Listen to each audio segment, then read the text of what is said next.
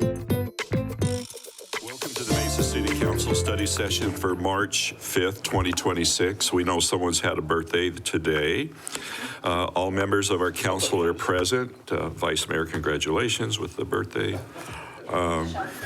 Item 1 is to review the agenda we have for our Monday, March 9th council meeting. Let's go through that agenda, council, and if you have any questions, obviously we know what to do. It's a pretty simple agenda. Most of it's about procurement. Thank you, Ed, and your team.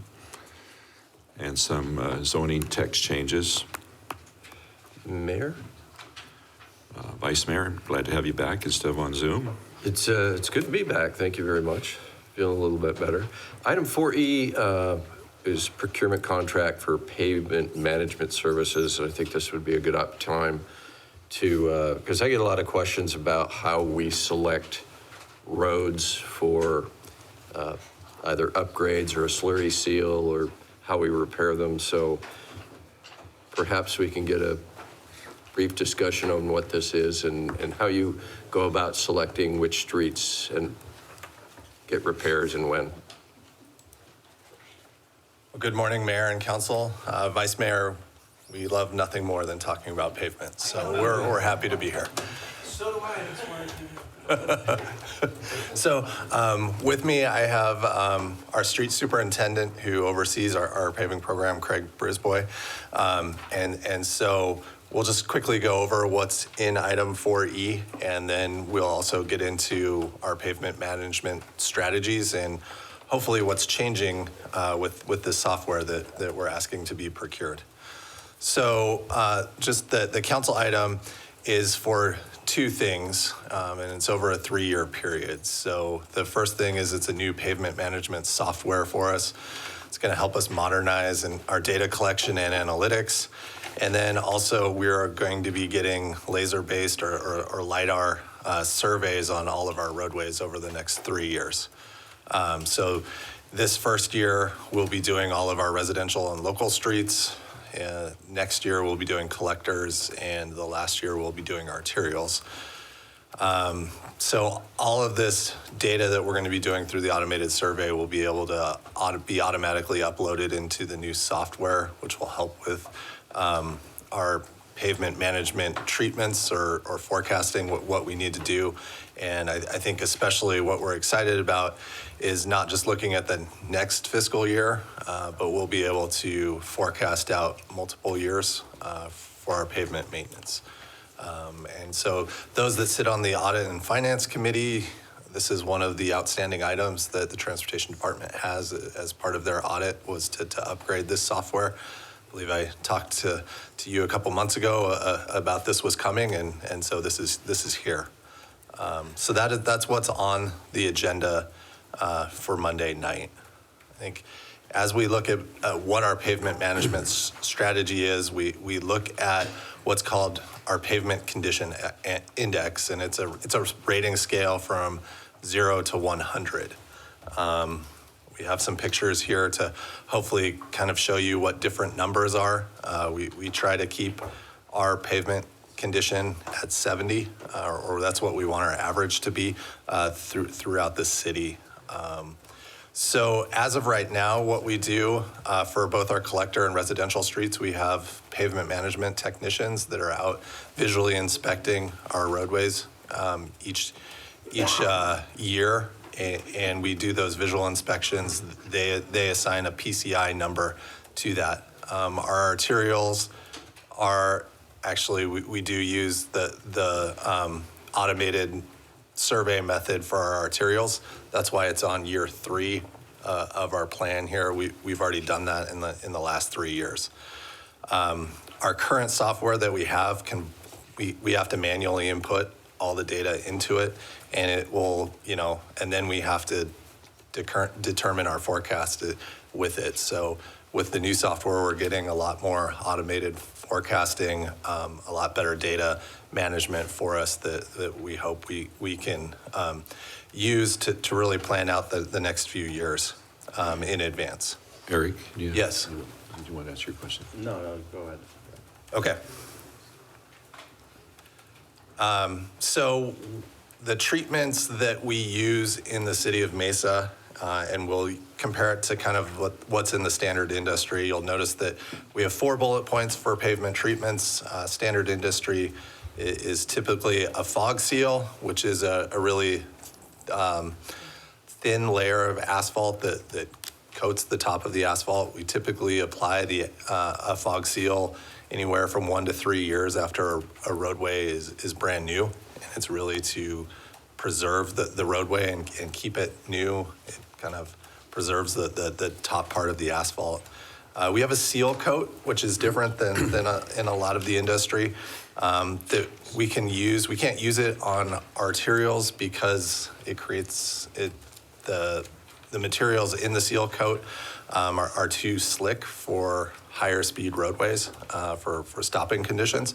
So we use the seal coat on residential streets and collector streets, but we found it's a very good mid-level product to be able to fill in the cracks that start on I'll call them medium-aged roadways, right? Newer medium-aged roadways to preserve them.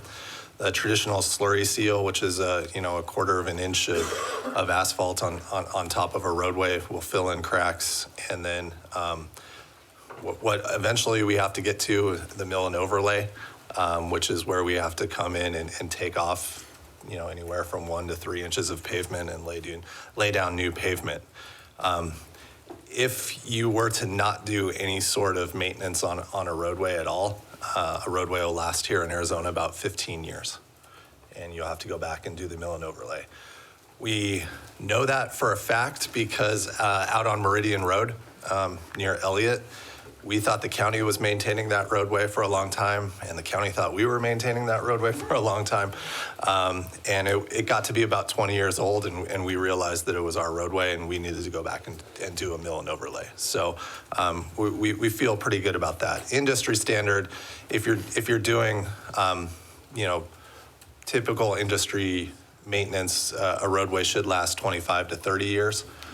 We're hoping through the research that has been done with our program that we're expecting our life of our pavement in our neighborhoods and on collector streets to last 40 to 45 years. So we're really trying to extend out the life. And this next slide will show you why we want to do that. Here, just the treatments I talked about, but looking at the cost, the seal treatments are much cheaper than going back and doing a mill and overlay, and especially that seal coat. It's almost the same price. It's a different application process. It takes a little longer to put down. Fog seal, you can just spray down and let it dry and you're done. Seal coat, we have to apply and spread out, very similar to the slurry seal. But also here's the life expectancy of each of these. So we're hoping with the new software that we have that this will, our maintenance program will be able to target the areas that we need to. I will also highlight there have been a few neighborhoods. I know we've had conversations both in the vice mayor's area and Councilmember Heredia's district that with the fiber that came in, we've had to postpone some neighborhoods that were scheduled, all the way back to 2023. We're getting around to those neighborhoods, starting to get back to those neighborhoods. But I think with the new software and giving us an automated version to be able to forecast out multiple years will help us with our maintenance program. So with that, I'll take any questions. We'd love to do a deeper dive, but also know that asphalt's not for everyone. So, How are those patches holding up with the seals holding up for the fiber installations? I think so far so good. And I think, with any sort of asphalt product, I think, if you can't get 5 years out of it, it's not really, worth anything. So I think really the true test with what's happening with the fiber will be over the next, probably starting in 2030 and kind of those next 5 to 10 years. Okay, but so far so good. Very good, thank you. Mr. Reddy? I have a question on 4D. Okay. I'm done. All right. Mr. Adams?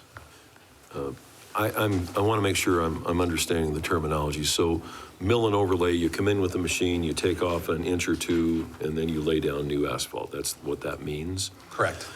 I'm just trying to remember, I'm thinking of the residential streets I've lived on since I bought my first house in '79. And I don't recall on the residential streets us coming in and tearing off that top coat. They've come through and filled the cracks and then sprayed the emulsion down, but maybe I just don't remember. Do we, over the course of the last 40 or 50 years, have we gone over every residential street and mill and overlay those? Because I don't recall my streets ever having that done. So Councilmember, I'd say lucky you, Okay. first of all, right? Okay. We could go back and check our records. We Yeah. have $20 million set aside each year to be able to do a mill and overlay program that we work with our engineering department to Sure. go and do. And the majority of that is going into neighborhoods to do. So Okay. So if my street was in better shape than the average, we may not have needed to do it? Is that, so it's done on a need basis? correct. Okay, okay. Okay, I'm just trying to recall back, because I know what that looks like. Sure. Yep. And it's rather disruptive. So, okay, thanks. No. I'm not going to tell him where I live.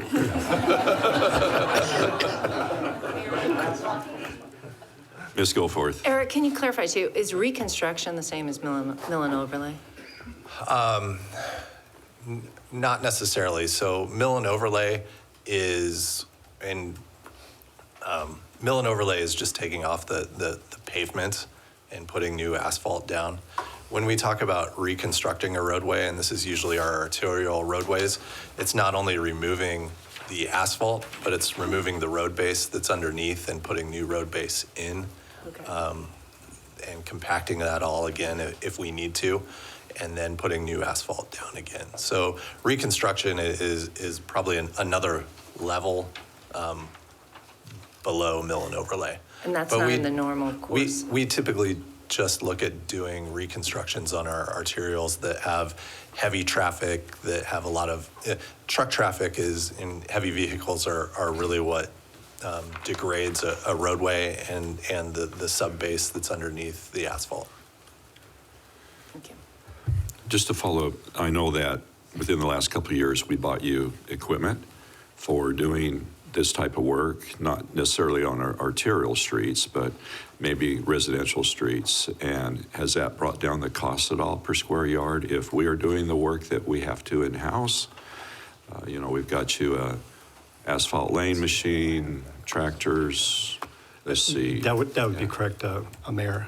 It does take down the cost about half of what we would have our contractors do. And we've been pretty successful on finding isolated areas in the city where we've had to mill out sections of roadway and replace the asphalt. For example, out on Higley, south of Brown, we milled out the curb lane southbound and replaced it with a new level of asphalt out there. So for us to do it, it was substantially cheaper than having our contractors do a mill and overlay. And I think that was the oversight that we would be able to reduce our costs in-house and be able to get to projects where the contractor might be delayed and so forth. I think it's always we're always looking for projects that we can bring in-house. Typically, they're smaller in scale, things that we need to get done quicker that we can do, and we're doing that. So it's the larger scale operations when we're doing a quarter, it's called a quarter section, those things that we give to engineering, and on arterials that we're still having the contractors do. Oh, good. How about an eighth section instead of a quarter section? How about North Center Street, north of McKellips there, northbound? That is That's on an alligator-backed asphalt. I'm sure you drive. In about 2 months, you'll see some work out there. Awesome. We've got it coming. Yeah, it's pretty. And so, yeah, I was going to let the council member bring it up, but he and I had the conversation We're gonna slide him a week ago. restrict a request. So much for the labor. Any comments? I have one question for you. All the construction that's going on over at Val Vista and Southern, the big intersection, people have asked, like, what kind of road construction is this? Because they've had the mill and overlays done in their residential areas, and they're seeing, we're taking out enormous amounts of the street. I think it's like 12 inches down or more. And I've told them there's various things going on. We've got pipes that are being renewed underground. We're pulling out old fiber. How could I best and most succinctly describe that, especially since people are listening right now and they live in that area? Sure. So, Councilmember Taylor, I would say that on the engineering website, they have active CIP projects, and there's a description.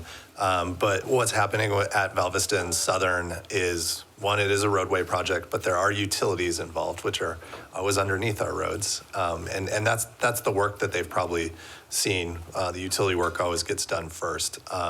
And so that's why there's been, I'll say, digging, deeper down than just in the asphalt. And there is new road base going in because Val Vista is getting widened to 3 lanes in each direction between the freeway and just north of Southern.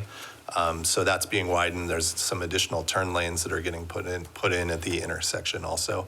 I'm glad Lance is here to speak on what the utility work is that's happening. So. I was filibustering until Lance got here. I thought Eric was going to cover there. So, Mayor, Council Member Taylor, the movement of a lot of the soils beneath the asphalt there is treating, because we have clay in that area. We're treating that with lime, which changes the actual chemical composition of that and hardens that up. So it's not typically where a lot of areas in the city where we probably have more alluvium type soils that are easier to use as a base. These type of soils need to be treated so we don't have that swelling or expansion that happens typically with clay. So it takes a little bit longer because we have to treat it and wait. It takes a little more effort. That is an area where we do have clay similar to a lot of areas like down in Gilbert, for instance. So. And just for the public to hear, that's major road construction, quite different from what we're talking about here. Correct. Okay, great. Thank you, gentlemen. Okay. Any further questions? Mr. Reddy, on this I think, topic? yeah, 4D, I think Eric, you maybe can answer that. How expansive is the signal loop detection piece throughout the city? I think we all been stuck in some intersections that maybe take a little too long to change, or but I just trying to understand how. Is it every intersection that we have signal loop detection, or certain intersections that we have? So, Mayor, Councilmember Heredia, talking about traffic signal loops and detection. So, we have about 508 traffic signals right now, and with that, we have a few different forms of detection, and probably split mostly between these induction loops, what the contract is for, and video detection. Okay. I think we've actually, over the past 3 years, we've gone back to a standard of induction loops because they're the best at detecting vehicles. I think we've run into some issues, especially in the months of March and September, with the east-west facing cameras. They get washed out during sunrise and sunset because just where the sun is in the horizon at that point.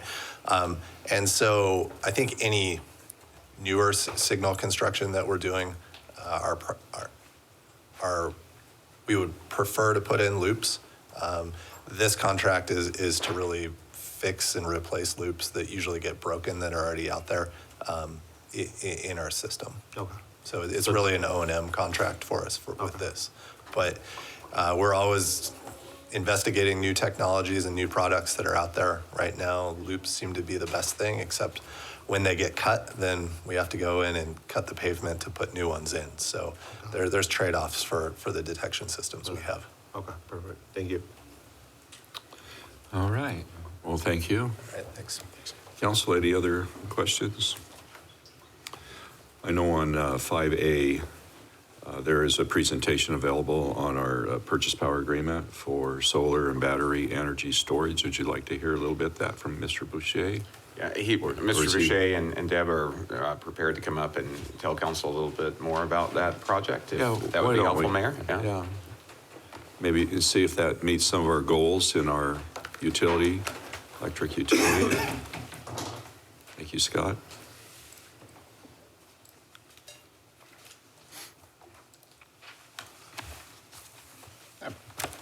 Good morning, Mayor, Council. Scott Boucher, I'm the Energy and Sustainability Director here at the City of Mesa, and I'm joined by Deb Ferraro, who's one of our Energy Resources Coordinators. You have on the agenda for Monday a power purchase and energy storage agreement. If you recall, in October of 2024, we presented to Council about this opportunity with the Arizona Electric Power Cooperative.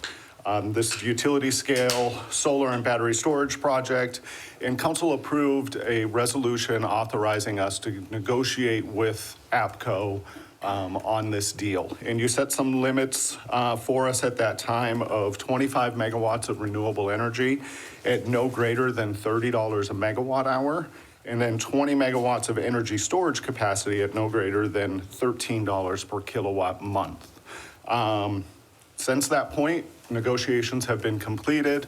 The APCO board has approved this final agreement, and we are here today to present to you some of the details of that agreement, and then on Monday you will be voting on that final agreement. And in addition to that, Mayor, as you mentioned, this also helps us move forward on our goals of having a reliable, affordable, and sustainable electric utility. And so honestly, we're pretty proud of the work that's been done and working with APCO. So with that, I'm going to turn it over to Deb, who will get into a little bit more detail. Thank you. Mayor, council members. Deb Ferraro, Energy Resources Coordinator. Pinal Solar Project is really a unique opportunity for the city of Mesa.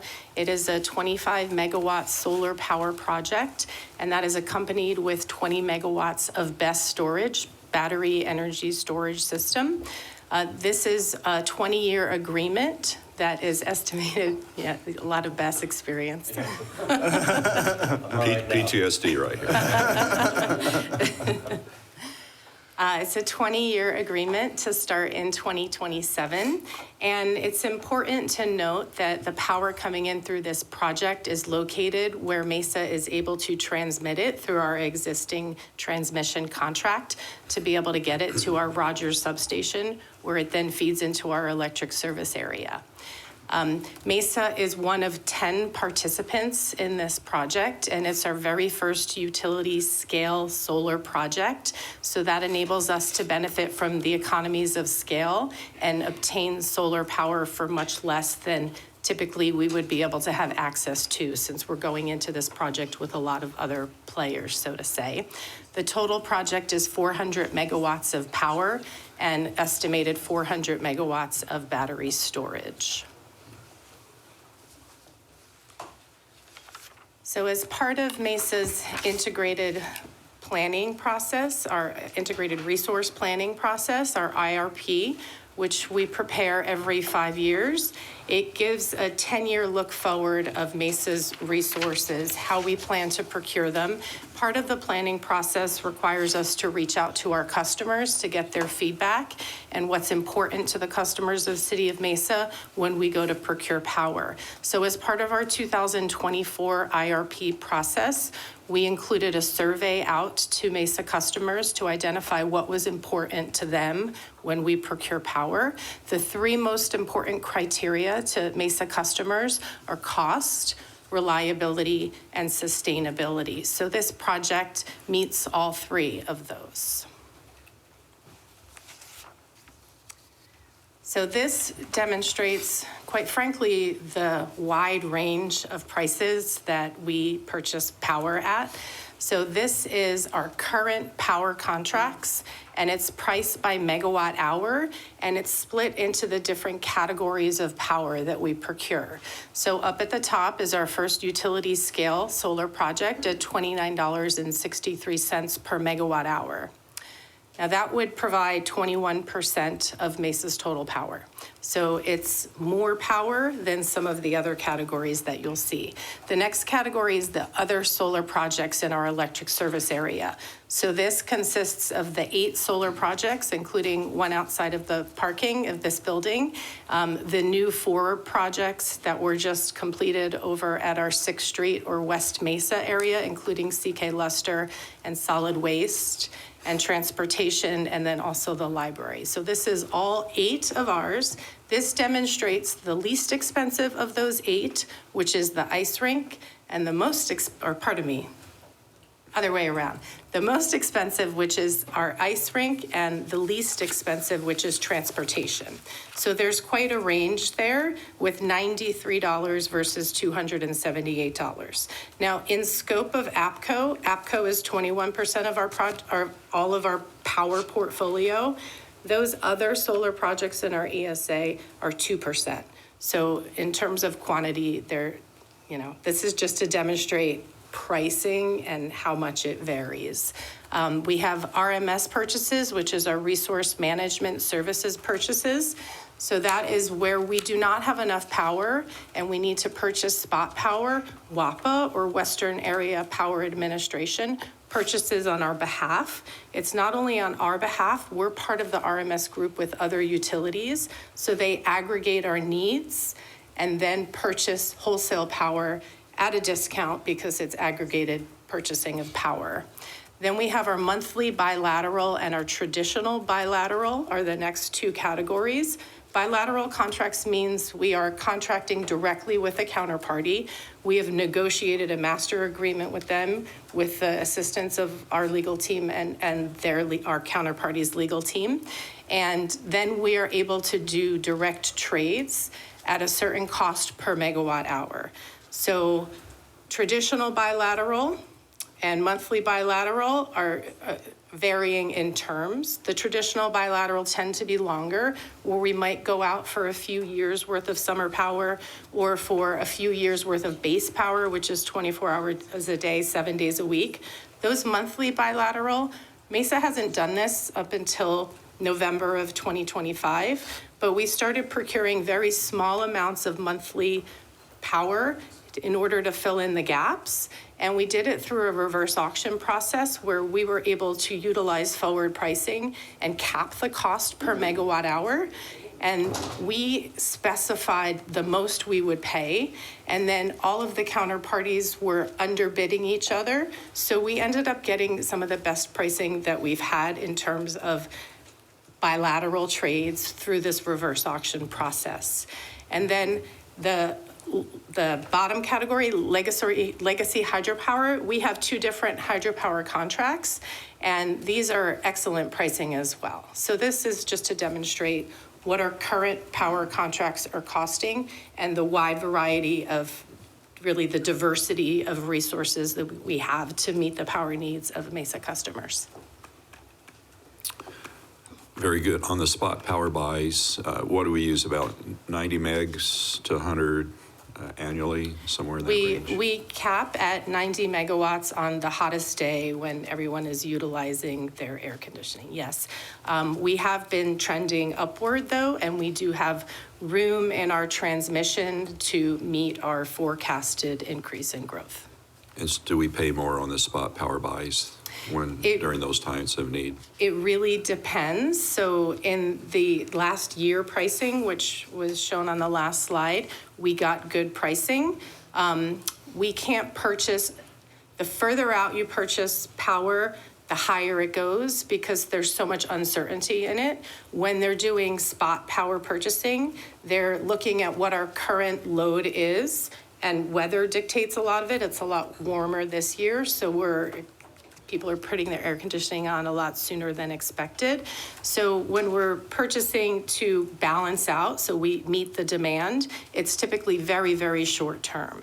So we have gotten good pricing. That has not always been the case.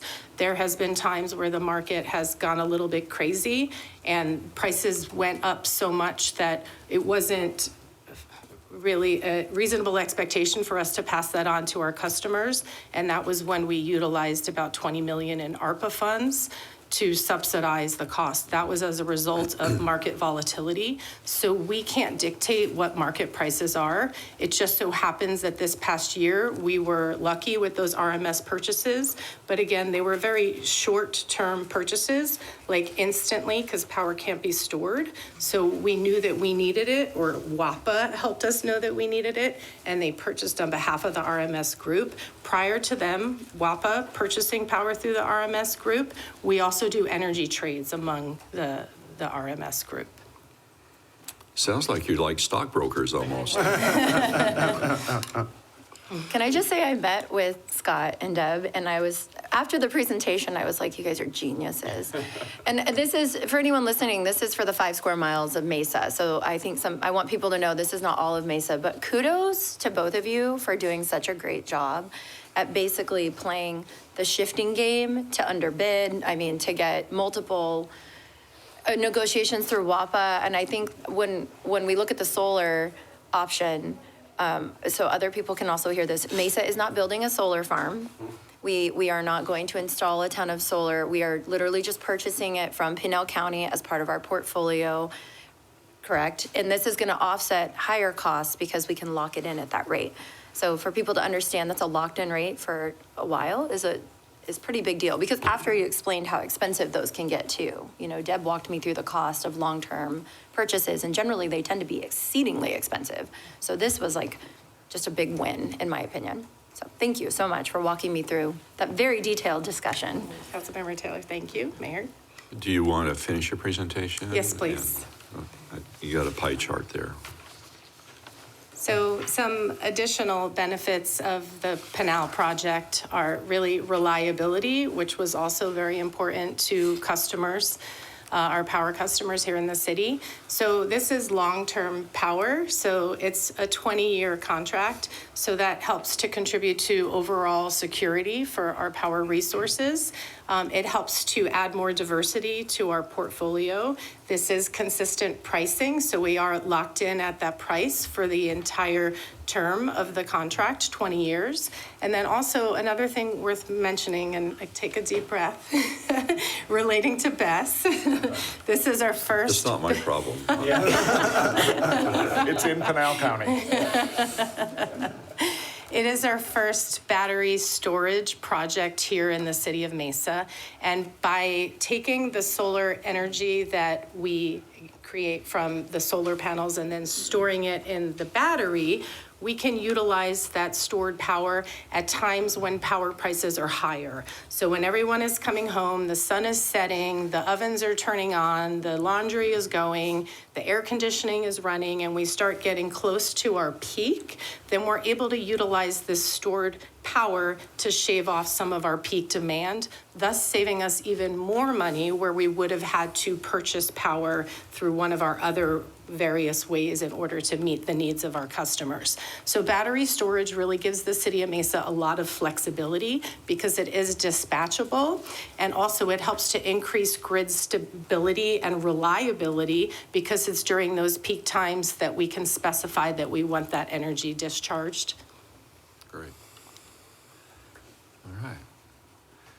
So these are 2 pie charts that show our renewable and traditional power in terms of our whole big picture for our power portfolio. So the one on the left is fiscal year 25 to 26, and that shows the proportion of our different power contracts and how that contributes to the whole picture. So looking on the left, we are at City Solar is 1% here. This was before the Downtown 2 solar projects were fully operational. So the pie chart on the right showing 2% is when they're producing at their full potential. Similarly, customer solar on the left is 1%, whereas on the right, it's 2%. There's been an increase in customer solar and more planned. Bigger chunks of the pie are hydropower is 18% of our portfolio. So that is consistent between fiscal year 25, 26 on the left, and then looking forward when APCO is already in place, fiscal year 28, 29. 15% is our SRP Renewables project. And if we were to move forward, or when we move forward with Pinal Solar, that will provide 21% of our portfolio. So the gray area are our other contracts, so those bilateral long-term that we do through traditional RFP process, the bilateral reverse auctions, and the RMS purchases. So on the left, we have 35% renewable, and then pulling Pinal into, we will hit 57% renewable, and sustainability was the third most important criteria when we surveyed the City of Mesa electric customers. So again, this demonstrates how Pinal Solar checks all of the boxes and requirements for our customers. This demonstrates Mesa's projected load and the resources that we currently have, or that will be starting during the time frame. So this is Pinal Solar. The top shows if we were not to move forward with Pinal Solar. The bottom shows Pinal Solar meeting the needs of our projected load. So with Pinal Solar, we are set for now, and moving into 2027. If we were to not move forward with Pinal Solar, we would be looking to purchase power to fill that delta between the green line, which is our resources, and the blue line, which is our load, projected load demand. Vice Mayor. You'll be happy to know this is not a battery question. Can we go back to the pie charts? Yes. So we're getting about, 18% from hydropower power. So we talk a lot about the drop in Colorado River water levels and what that's going to mean for our drinking water, but it also supplies power. So what are we doing preemptively to account for that potential? Hopefully we don't hit dead pool on that. Mayor, Councilmember Summers. So that's an excellent question. Thank you. Built within the CRISP contract, if there is not enough water to generate the power that we are entitled to through our contract, we get replacement power. So WAPA purchases on our behalf replacement power to compensate. Our other Parker Davis project, WAPA just started a new program in 2025 called the Voluntary Reduction Program. So rather than just automatically giving us this replacement power to meet what our allocations are, we get the option of whether we want replacement power or we can take money in lieu of replacement power. So what we do is we evaluate the total dollars per megawatt hour that they would be willing to give us in lieu of receiving power that they would purchase on the market. So we utilize that to further benefit Mesa's customers, where we take a look at forward pricing, and if the forward pricing is less than what they would be willing to give us, we take the money so that we actually have a gain and benefit easy our math. customers. Yes. Yeah, okay. It's just good to hear that there's a contingency plan. Hopefully we don't drop to that level because that's going to be a disaster. But the fact that you have a contingency plan with our partners is good to hear. Mayor, and that's really, the takeaway that from this agreement and others, the diversification will lead to reliability and lower cost. And that's why they are looking, those are the two driving factors that Deb and Scott and the rest of the team look at, what's going to be lowest cost to our customers and what's going to be the most reliable. So it's not driven by any other ideological or other factors. It's that is what our customers demand. And as part of that, that means a diverse portfolio of all of those options is good. We use every option available to us as part of that portfolio. And I think that serves our customers and our ratepayers so highly because of that diversification of resources. Oddly enough, I do have a battery question. I was curious to know, do we know where the BESS storage is going to be contained? It's Or going to be location? co-located with the project in Pinal County. Oh, So it'll okay. be on the same plot. Great, thank you. Mr. Adams, did you have a question? I do, thank you, Mayor.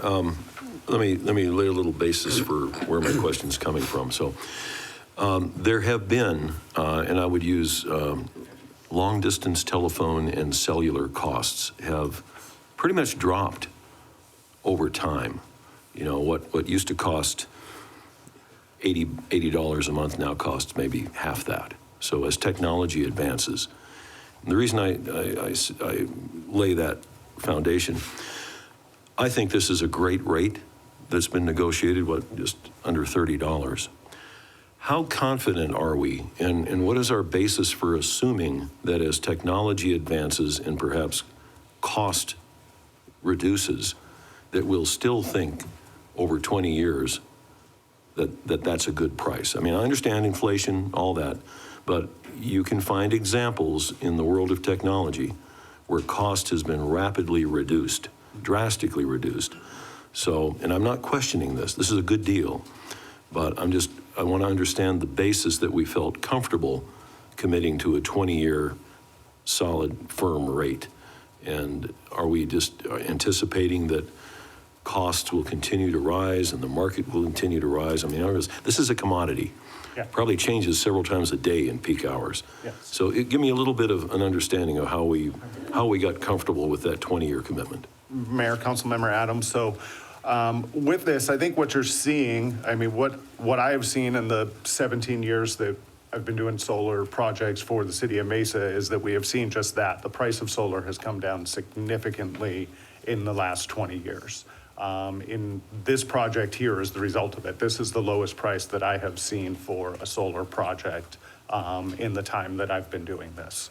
And so it's a combination, back to what Mr. Butler had talked about also, of the diversification. This is an opportunity to secure what is our second lowest priced contract besides the legacy hydro, which I think we'll all agree there's not going to be legacy hydro projects that come forward ever again.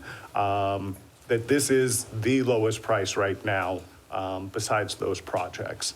And so it's a combination of looking at today and the fact that this helps significantly to reduce cost, increase liability, meet sustainability goals. But it also gives certainty for us going out into the future of what those costs are going to be. When you do look at the commodity costs, both with natural gas, with solar, you will see the energy, it's going to go up and down. We don't try necessarily to always hit the bottom of that curve to find the cheapest energy. When Deb talks about those 1-month contracts that we've done, those are great to fill in those tiny gaps that you see when, our resources and the demand don't match. Those are good to fill in, but that's not a way that you're going to be able to effectively manage the utility, because if you get caught in one of those spikes, all of those costs are going to be passed on to our customers. And so it's really trying to find a combination of how can you lock in a low price and how can you create certainty on what those power costs are going to be going forward. That's where I'm confident with this, that in 20 years. Now, can I tell you for sure that 20 years from now, this will be the absolute lowest contract that we have? No, I can't tell you that, but I can tell you in today's market, this is a fantastic deal for us. And, with a solar project, you're not going to be able to do a project like this unless you commit to a 20-year deal, because the solar installer is not going to install it and then say, okay, you can drop out of this in 2 years. They need to be able to have that certainty in order to get their financing so that they can actually make the project happen. Okay, thank you. I just wanted to hear the logic of your thinking as you arrived at this, and it makes sense to me. Okay. So, thank you. I'd like to just tag on to that just a little bit. As we all know, nationally, we are challenged to come up with enough power, and even in our own backyard, SRP and APS are trying to double the size of their power just to anticipate what's on the plate right now. So SRP in our area has, for new large industrial projects are about a 3 to 5 year, about a 5-year waiting period for power right now. We don't have enough power. They're trying desperately to try to come up with power. It's a national issue about power with the, especially AI and data centers and all that kind of stuff. The issue of power is not going to be solved quickly. I mean, there's a 10-year horizon now, and that's just based on what we know now. So I am not feeling like we're in a position of stability in our power prices. Now we have a war, so we'll see what that brings. But I know that there's just so much more demand than supply on the market, and so I'm so glad that we're securing the resiliency to go forward and having that available here in Mesa. Power is great demand. Thanks. Ms. Goforth? Just a quick clarification, Scott. So the contract, we commit to purchase this amount of power, a certain amount. Yes. Right? It's not an option. It's a commitment. So Yes. to Rich's point, I mean, so that locks in the price and locks in the commitment to purchase. Okay. Well, this is electrifying. But I tried to talk him out of it. with WAPA, we need to make sure that's Western Area Power Authority who delivers that power through that hydro generation. And they consequently have done a marvelous job for decades. You know, as you say, there are legacy hydro projects in the Western United States, so that power generation. The other thing I'm always challenge you, Scott, and your team, and Scott, Mr. Butler, is, you know, our city solar is 3.7 megs, as disclosed. Are we looking for other opportunities to add solar to our grid? Then on top of that, we have other city-owned facilities where we could put solar and then integrate that with the other utility provider and sell that power or do some wheeling on the electricity to allow us to pay for that versus having the second-party contractors. I'm putting that out there, but you know I always like solar. Yep. Mayor, that's something that we look at. So, you know, once this project gets approved on Monday, the next thing we do on Tuesday morning is start looking at what contracts are coming off and how are we going to fill in for those and moving on to that next project. But definitely that's something that from a resiliency standpoint of looking at, is there more ability to either store and or generate power within our load bubble, which is within our 5.5 square miles. That's the next portion of then looking at. But this project here obviously changes what that would look like.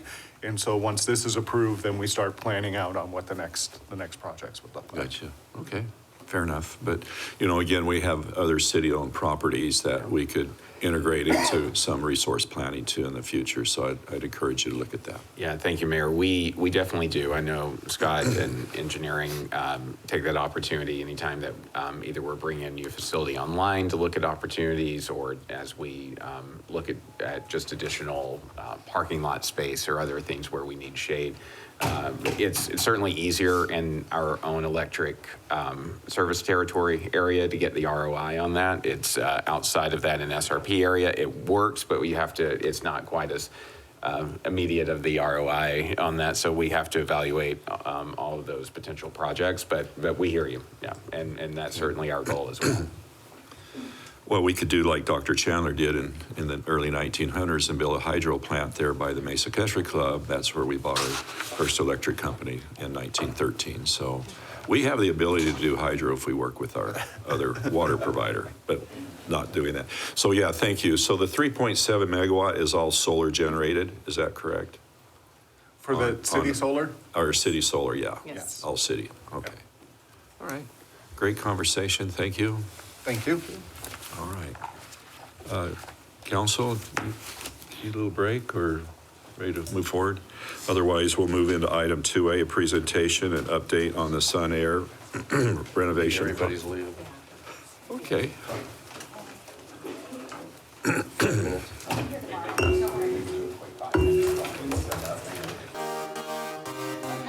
Okay, everyone, we'd like to reconvene our study session.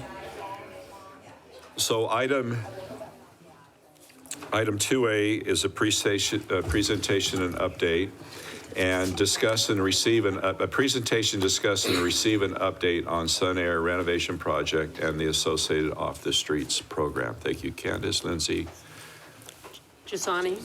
thank you. And Assistant Chief. Thank you, Chief Sterling. Sterling. Morning, Mayor. Yeah. So, All right. Well, good carry morning, Mayor on. and Council, and you've just done my introductions for me. So, we do have a team here to talk to you this morning. One of the things that we're going to talk about is one of the city's crisis response programs, which is our Off the Streets program. And we'll kind of walk through, I'm going to give you an overview of what we're going to cover today. So we're going to kind of walk through 3 different areas. One is homelessness data and what's going on in the region. Kind of an overview of that. Lindsay will give that to you. Josani will go into our program, the Off the Streets program, and how that works. We also have Assistant Chief here to talk to our partnership that we have with the police department, as well as there's many other departments that we partner with on this particular program. But the main one is the police department. And then I will go into our current location and the move into the Sun Air location that we've been working on for the last 3 years. So we'll start with Lindsay. Good morning, Mayor and Council. Lindsay Belinkie, I'm the Community Services Deputy Director, and the programs and services that we're talking about today fall within that department. So as we talk about this topic, we do like to provide some context and some data related. This is the Maricopa County Homeless Trends Report. The most current data that they're providing is from calendar year 2024, but I will include some 25 data as well in this discussion. So this is showing that in the calendar year of 24, there were, for every 10 people that were finding housing and exiting homelessness, and this is for the entire county, there were 19 new people experiencing homelessness that are entering the system for services. There was also a significant number of new people entering the homelessness each month, which continues to be the case. In 2024, an average of 962 new households per month experienced homelessness for the first time. And in 2025, we know that shelters and bridge housing programs and other services continue to have long wait lists, and it is difficult to meet the demand at this time based on the number of people in need of services. This also provides a breakdown of people experiencing homelessness in the county for 1 month in December. It's showing the number of singles and couples as well as families. More than 15,000 people in that 1 month in need of services. And we know that 18% of those individuals were from Mesa. So this is showing the number of shelter beds available in Maricopa County. So this does include all of the different cities involved in the county and the shelters available within each. And that totals 4,898 beds for the region. Again, with a much higher number of people in need of services. And 296 of those beds exist in Mesa today. So that includes the East Valley Men's Center, we know is on a county island, but does serve many people in Mesa due to its proximity. And we also include the Off the Streets program in this count. So we currently have 163 beds at our rented facility. And then we're happy to include also the Family Promise program, which is providing beds for up to 8 families right now in Mesa. And so we just wanted to include that total there. That's about 6% of that top number for the region. We have about 6% of shelter beds. We did unfortunately lose 74 shelter beds in the last year or two. And that includes the iHelp program, which specifically served single women, as well as the La Mesita program, which served families and has transitioned out of shelter services. So with, if the Off the Streets beds were to be removed from this count, that leaves 133 beds available for Mesa residents, and predominantly those are for single men. at the East Valley Men's Center.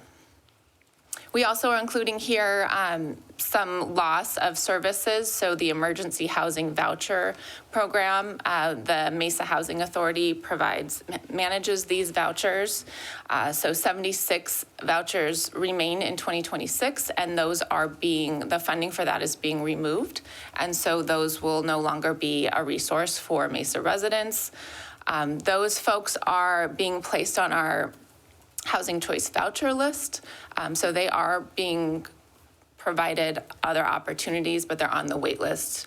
And just they will be at risk of becoming homeless without an alternative. We are also showing anticipated housing voucher loss due to federal funding changes and reductions for Mesa. So this is a cut that will impact the whole county and the region, but we know that 205 of those are Mesa-based individuals. And these are significant because they come with wraparound resources. So these are provided to folks that are chronically homeless and have a seriously mental illness diagnosis or some other significant disability, and are traditionally harder to house. So if we're losing these services, these folks are becoming at risk of homelessness. It may be an impact to our homeless population. The wraparound services that come with this type of voucher is really helpful, and it just helps to keep people having some significant circumstances. There's case managers and other things involved. So that type of support would go away if these vouchers go away. Again, that's not definite, but based on everything we're hearing and seeing, we anticipate those would be lost as well. I just wanted to also mention there is additional data that we've reviewed in the past about high eviction rates and other impacts. We are not reviewing all of that today, but there are backup slides. So those are included in the presentation. For those interested, there is more information in those slides available with this presentation. We did want to talk about the regional government efforts as well. So like Mesa, many other cities have chosen to invest their ARPA and CARE dollars into homelessness-related services and shelter. So we'll be talking about that with this slide. And many of these have chosen, although ARPA dollars are coming to an end, many of these cities are choosing to continue their services and have other alternative funding, a lot of it general fund. They're choosing to move forward with that. So looking at this, we have Phoenix represented. This is not all cities in the county, obviously, just the ones closest to us we wanted to talk about. But certainly other cities are doing this as well. City of Phoenix has 700 city-owned shelter beds. We know those are over 3 properties that they have chosen to purchase with their ARPA dollars and or construct. So they plan to continue with 700 city-owned beds, and that is funded through general funds. Similarly, City of Tempe has city-owned properties, and this says 160 shelter beds. We know once they open a new facility that is under construction, they will have 240 city-owned beds. Similar to Mesa, they have purchased properties that are formerly hotels and being created into social service properties. And I believe they have general funds dedicated to that or other types of funding unrelated to ARPA. City of Chandler does not own their rooms, but they do have rented shelter beds that they're investing in. And so, again, this says 53 beds, but we actually heard yesterday that they are up to 72 shelter beds that they're funding, and that is with their general fund. They also are funding city staff members that run this compared to our program where we have a contracted nonprofit that helps us. They're actually investing in city staff to operate those shelter beds. City of Gilbert is included here. They don't have an investment in beds, but we are seeing them become more involved. They have heat safety. They do have an investment in street outreach. And yesterday they hosted an event in which City of Mesa, Chandler, Tempe, and Gilbert, rather than have our own resource fair and events, we decided to collaborate, really pool our resources and have one event where we could all transport people in need of those services to and from the event.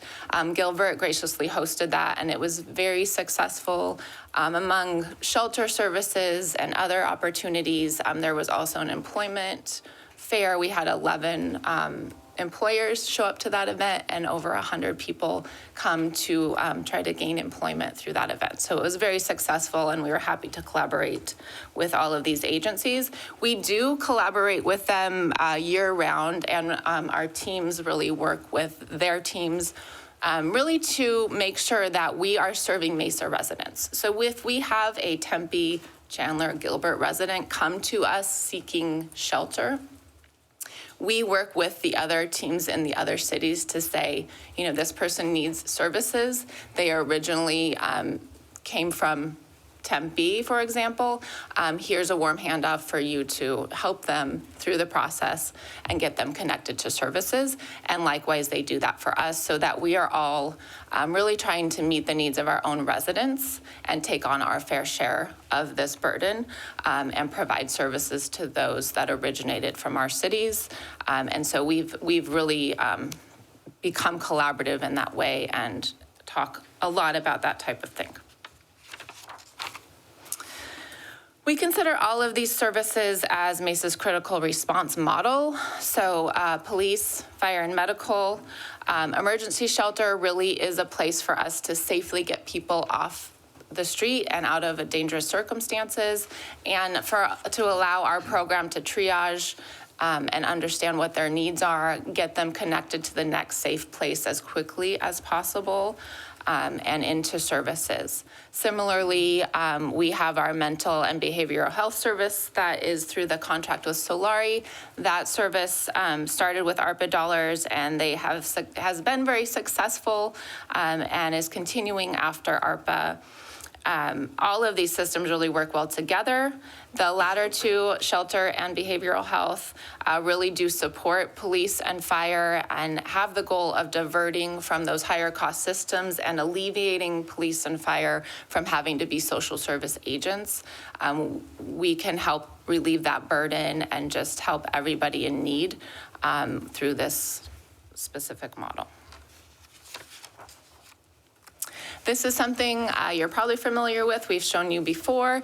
This is showing our current services and all of the different entities really working together. From an individual perspective, you can enter the system from many different ways. The orange cogs in this demonstration is really showing the programs and services that are available. These have been stood up and created based on the needs of our community. And it's also showing the blue, which is our city departments, which are all very impacted by homelessness and how the city responds to that. And of course, our partners in community partners and the faith community that are a big part of this as well. And as we see services available, it allows those departments their role in this process to shrink and not be as significantly impacted. Similarly, if any one of these services were to shrink, it would create a bigger burden on our police, our parks, our fire department, and we would see their impact and their role grow. So we really try to work together to make sure services are available and that they're all working for the different departments. That's a significant piece of this puzzle. Not only are the services available for the people in need, but they are really created, and we do a lot of hard work to make sure we have good contracts that take into consideration the citywide perspective and the impact on police, and making sure that these contracts not only meet the needs of the people, but the needs of our police department to meet them in the field and alleviate them from the social service aspect, from parks so that people are not camping in parks, from our libraries so that we can serve people in need and allow the librarians to be librarians and not social service agents. Over the last 5 years, we have learned a lot of lessons. As we have invested in these programs, we've also just made them better and make them work better for the city. So our lessons learned here are we know the city will have to pay for homelessness, unfortunately, just based on the fact that it continues to be a significant issue that is impacting all the cities in this area and really nationwide. We know that we can pay for services and have them available to those in need and having them work with our city in an effective way. Or if we pull back from that, we think there will be a significant cost associated with homelessness still having impacts on our parks and our police department, our fire, libraries, and other entities in that regard, as well as impacting neighborhoods and businesses that we're able to serve by having a lot of these services in place. We also really see that the collaboration and the control of contracts just help us to make the services better and strengthens the ability to have quality services, again, looking at the citywide perspective, which has really become our role, is to make sure this works for everyone. We have a lot of amazing agencies. You want to go to the next slide, that are all working towards this. And so on the left, we used to work in silos. All of our departments were working in silos too, and all of the agencies doing this work as well. And so through the last several years, we've been able to really create a more collaborative approach.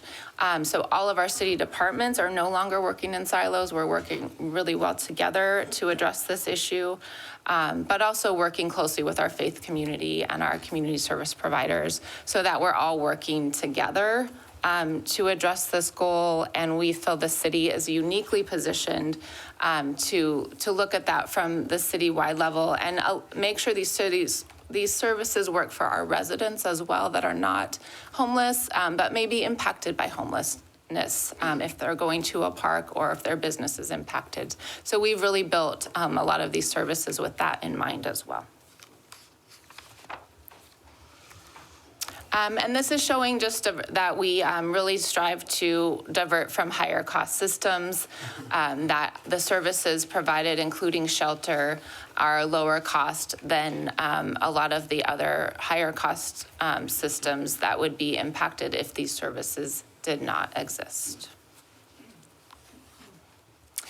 We partner daily with our police department. And so we have Dom here today to really kind of talk about that, the impact of homelessness on the department and how we collaborate together.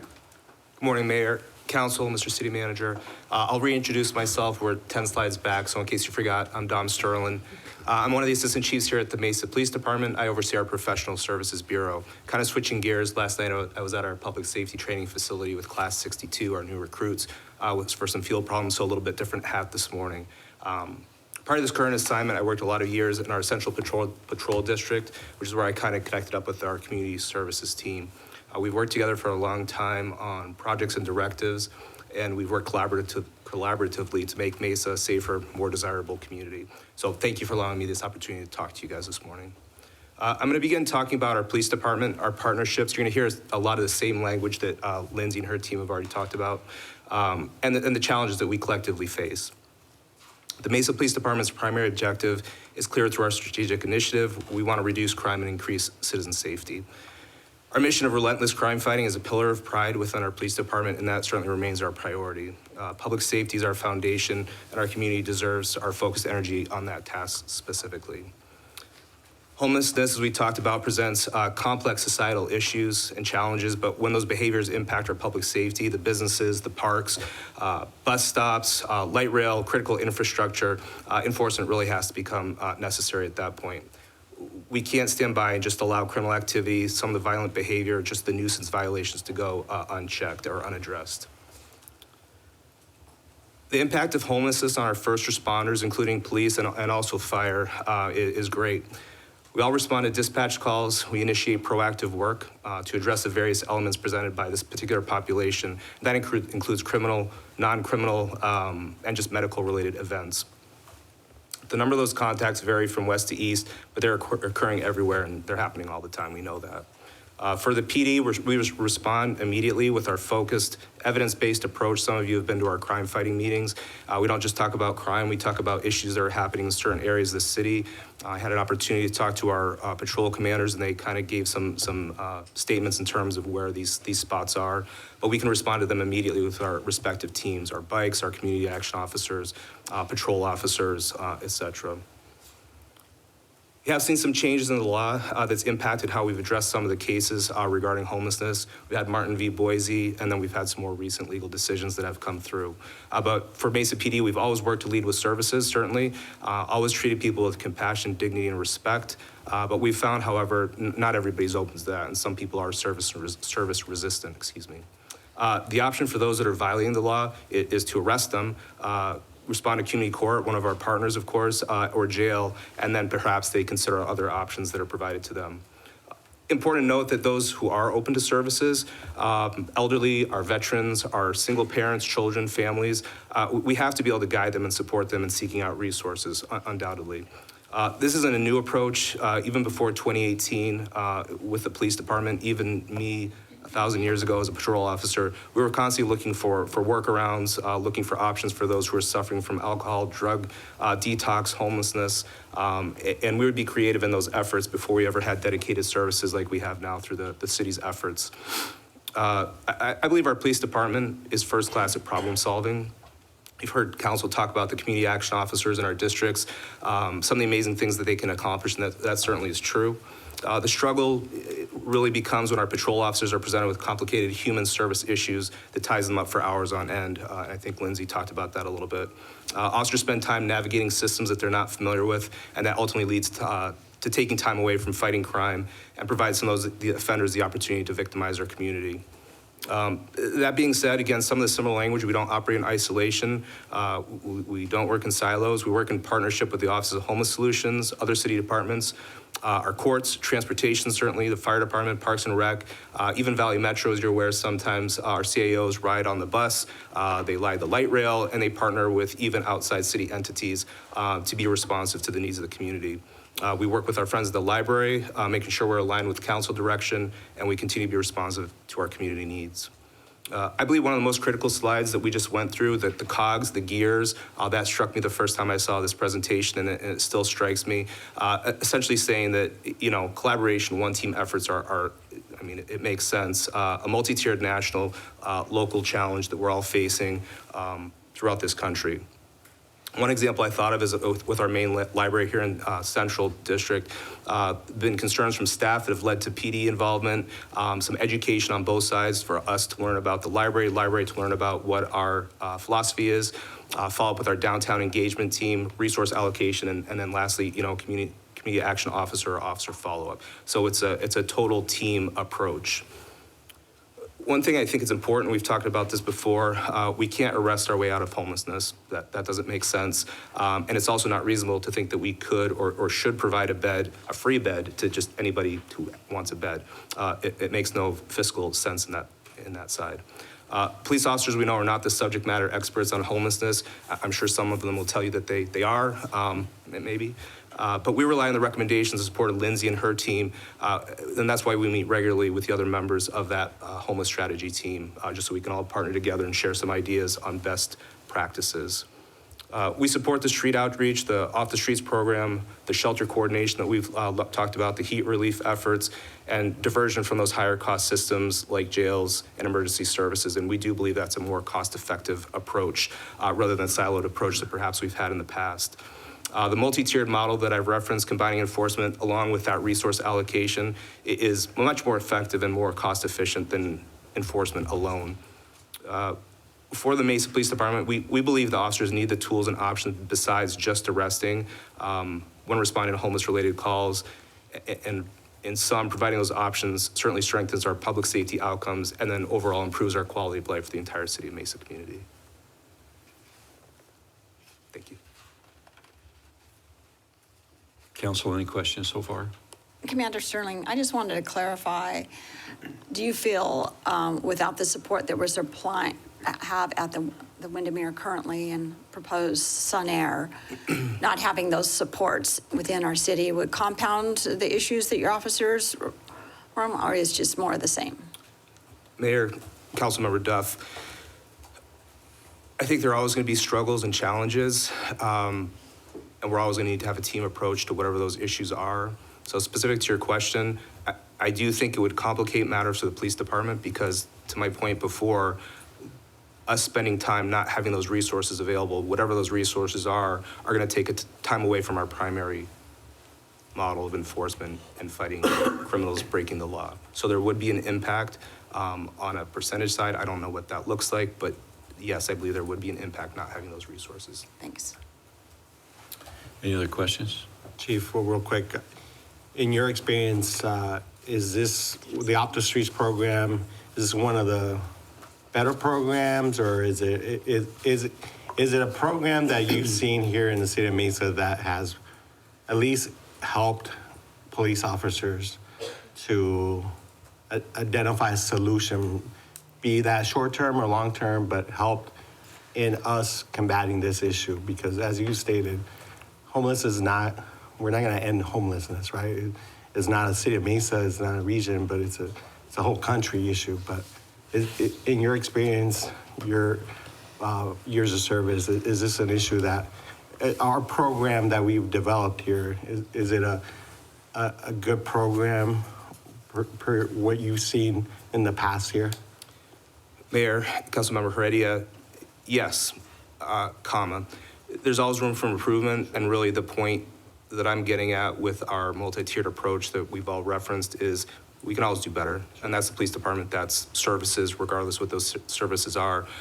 But we need help. Again, police officers aren't social workers. I mean, we wear that hat at points sometimes, but the more time officers are spending there, perhaps crime is happening, which is our primary focus. So I do believe, I don't have any measurable data to say X is better than Y, but I can say from my experience, it has been helpful. And when there have been hiccups, we've met regularly or talked, chatted, texted, whatever, in terms of getting a solution if there are problems in the field that come up through us.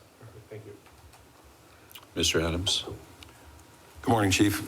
Good morning. Thanks for your service. I'm curious, I would imagine that in your professional career, you interact with chiefs and law enforcement organizations throughout the country. Yes. In your experience and conversations with other law enforcement professionals in other communities, are you aware of programs that might exist in other similar municipalities that are not primarily taxpayer funded, but perhaps funded through not-for-profits, faith community organizations, or other similar organizations, or are they all at the burden of the taxpayer? Mayor, Councilmember Adams, I don't have any specific programs that I can speak to. I don't have that information. I do talk to other chiefs, other police professionals.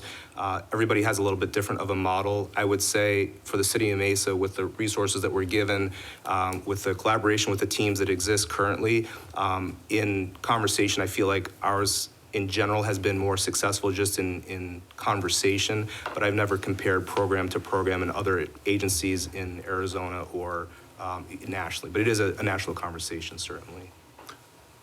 Okay, thank you. All right, carry on. Mayor and Council, I just wanted to mention, we do have some ways of tracking how we support the police department, and through those methods, for the last calendar year, we were able to support the police department with taking 222 referrals into our shelter and our case management programs. Those are just the ones that we've documented. We know that officers establish relationships with the staff at the Windermere as well as staff in our case management, and they have kind of their own workarounds to that. So we are unfortunately not able to document it all, but we did. I just wanted to mention that, and also mention that these photos are showing officers at with our case managers and at shelter, interacting with clients and helping them to get there. So we are able to provide emergency cots if an officer encounters someone, such as the gentleman on the bottom, that was sleeping on a park bench and needed connection to services. He is a senior, and we were able to assist him. And he just needed a little time to get back on his feet, get employed, and exit our program. So there's a lot of examples of that, but just wanted to throw that out there.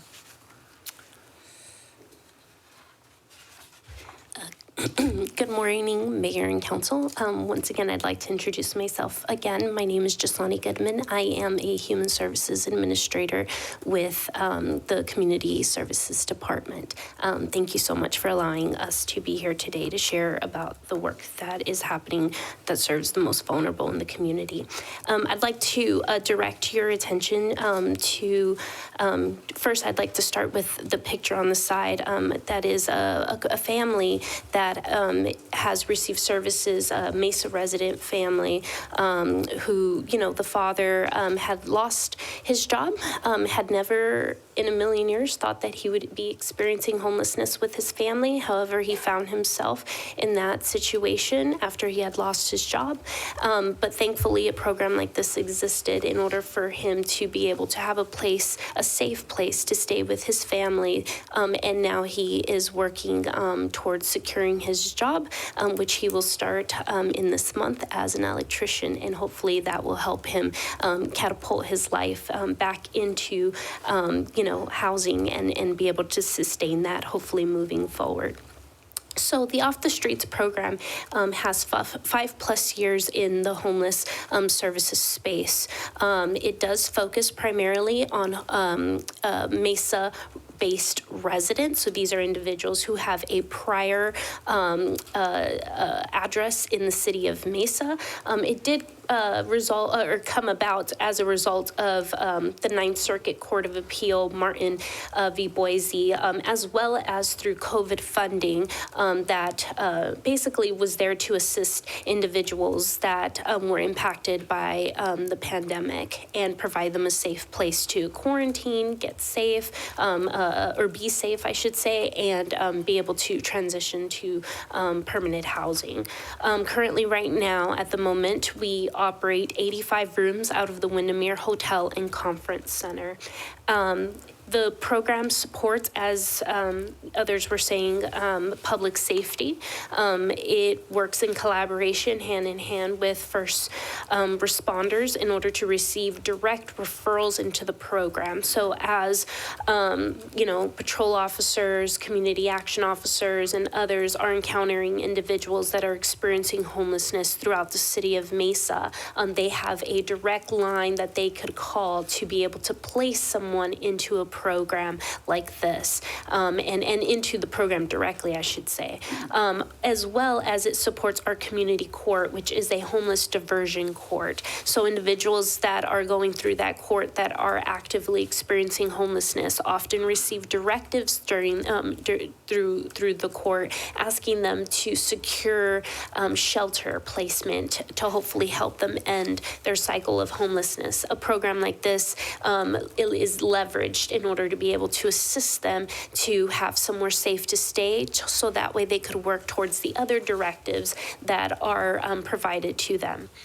We also have a good neighbor policy that helps us to not only maintain good collaboration with the surrounding community, but it also helps to promote community care. So as concerns are brought forward, our team works to address those concerns to be able to uphold the good neighbor policy to the best of our ability. And last but not least, the shelter serves families, women, and seniors. And those are the populations that are primarily served through Off the Streets today.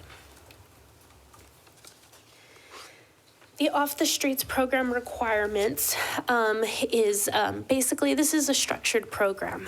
So individuals that come here, this is not just a hotel room where folks come in and just have a place to stay while they find and navigate the services on their own, but it's rather a structured program. It could go up to 90 days, does not mean that individuals stay for all 90 days, but it could be up to 90 days. It has case management services. Those case management services are required services. So individuals that are coming into the program do agree to participate with case management to work towards removing the barriers towards ending their homelessness. Case management is also used to assess positive progress in the program. So as I was saying earlier, up to a 90-day stay, that is determined based off of that household or client, individual client, progress towards ending their homelessness. So as progress is determined, their length of stay can be extended. The zero tolerance drug policy is also something that we uphold in this program. So individuals are not allowed to have drugs on the property, nor are they allowed to use drugs on the property. We do have a zero tolerance policy that we enforce. So as individuals violate this policy, they are exited from the program. There are also regular room checks that are conducted through our partnered agency to ensure that the rules are being upheld, as well as just for general safety of the clients in the program. There's also a closed campus, no walk-up referrals. So if individuals walk up to the campus for whatever reason, they are directed to Phoenix Rescue Mission, which is another partner agency, and Phoenix Rescue Mission will assess them to see if they are a good fit for the Off the Streets program. So no one walking up to the facility will enter the facility as a program participant. There's also a 10 p.m. curfew, connection to housing and employment services, medical care, substance abuse, mental health treatment as appropriate. And then lastly, there's a connection to Mesa Public Schools, more specifically, so those that are considered to be, which all are, that are residing in this program, McKinney-Vento families. So those students are connected to those supportive services. I do want to highlight the picture there on the side of the two gentlemen. These two elderly gentlemen came into the program. Actually, one of them was connected through our first responders, and that's how he ultimately ended up there. They ended up roommating in the program. They ended up finding out that they actually get along pretty well, and since they are living on a fixed income and unable to afford housing on their own individually, they decided to join together and be roommates and sign a lease agreement together. And that helps them address, the affordability of rent. As of March 1st of this year, if a program like this were to not be in existence, 30 families would be displaced and ultimately end up back on the street. Out of those 30 family units, there's 57 children that currently reside in the program as of the beginning of March. 43 are seniors and 64 individuals that are survivors of domestic violence. Currently, right now, there are 16 families and 18 individuals that are on the wait list for this program specifically. These individuals and families that are on the wait list have all been assessed by Phoenix Rescue Mission and deemed to be appropriate fits for this program. What that means when they are assessed, it means that they are asked questions on whether they are a prior resident of the city of Mesa, meaning that they have a prior address. It also asks them questions on whether they have any ties to Mesa, like are they a part of community court in Mesa? Do they have children attending a Mesa public school? And do they also have medical care that they might be receiving specifically here in the Mesa area? I would also like to share with you all that 16 families, 18 individuals just on our wait list prioritizing Mesa residents. If a program like this did not exist, regionally there is a emergency shelter wait list for families where up to 190 plus families currently are waiting on the list regionally to receive family shelter services. If a program did not exist like this, those families that you see there, 16 families, would ultimately end up on that list awaiting shelter among up to 190 individuals, households. And the wait could be up to 16 to 18 weeks. I'd like to share with you that in our program, we have served 489 unique individuals as of calendar 2025. The average length of stay is 70 days. As you can see there, there's the percentage of what we have seen from veterans, domestic violence, families, and seniors there on the right. We have a positive exit rate of 86%. And since the inception of the program, there has been 3,289 individuals, unique individuals served as a result of this program. I'd also like to direct your attention to the pie chart at the bottom that shows that the primary reason for homelessness of the individuals that are coming into this program at 52% is financial and employment related. We have a question. I have a question. So 489 unique clients, does that include children too? It does. So when you say 76 families, a family is one unit, right? So a family, when we're talking about them as units, yes. When we are looking at this chart here, we are looking at them as unique individuals. The reason why. So 76%, so one child is counted as a family? Essentially because they make up a family household, yes. So a family's one unit. So I'm curious, how many actual families is the percentage? As a unit, the family? We could get you that number for calendar year of 2025. That would be great. Yeah, we can definitely do that. In this moment in time, we can tell you that there are 30. Yes. Any other questions?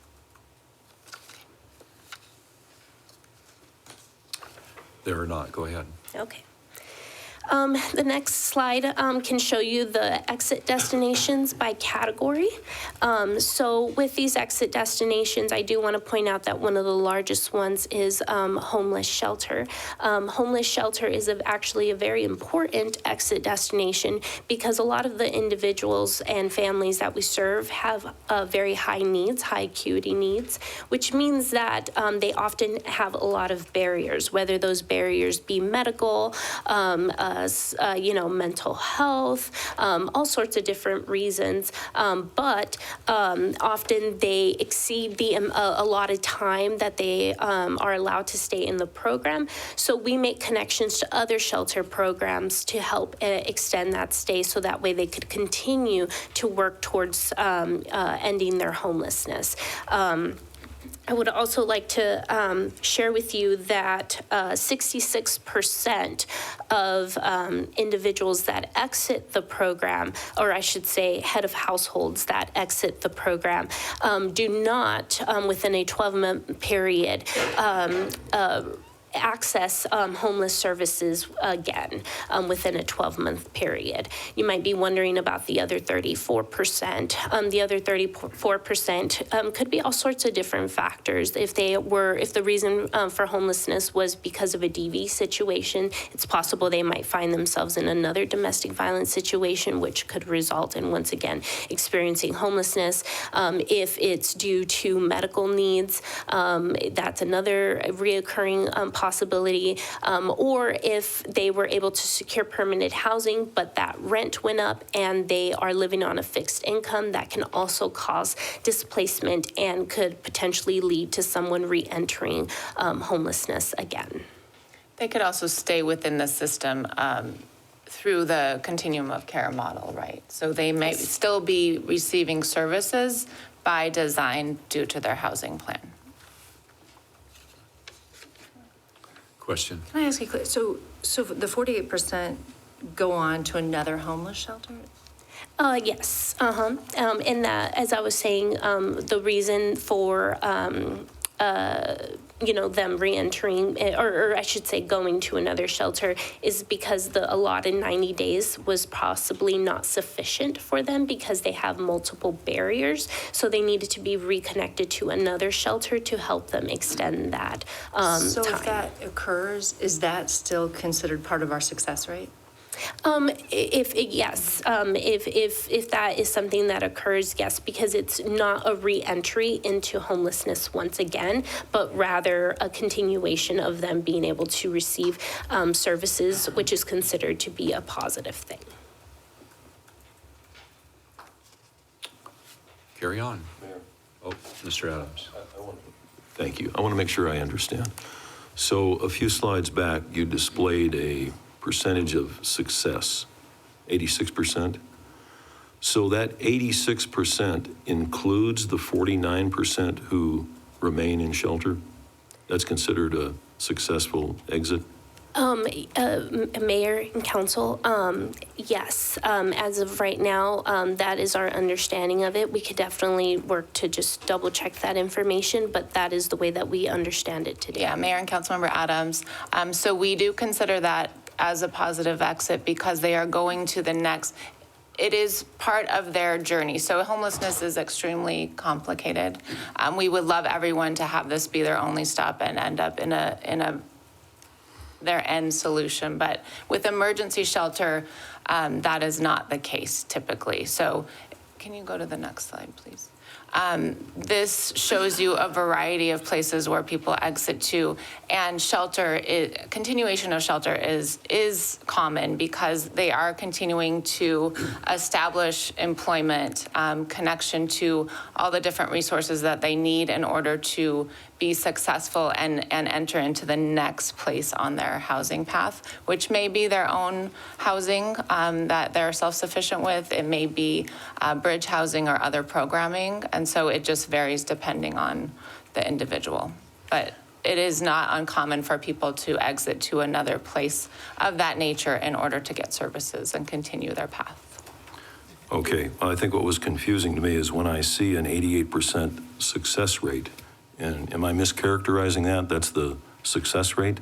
Is that what you describe it as? Correct, yes. Okay, that tells me they're out of the service cycle until you provided this information. So I think we need to be really clear on how we present these numbers, because when you tell me a program is 88% successful and the purpose of the program is to address homelessness, I'm assuming 88% of those people are back into self-sufficiency.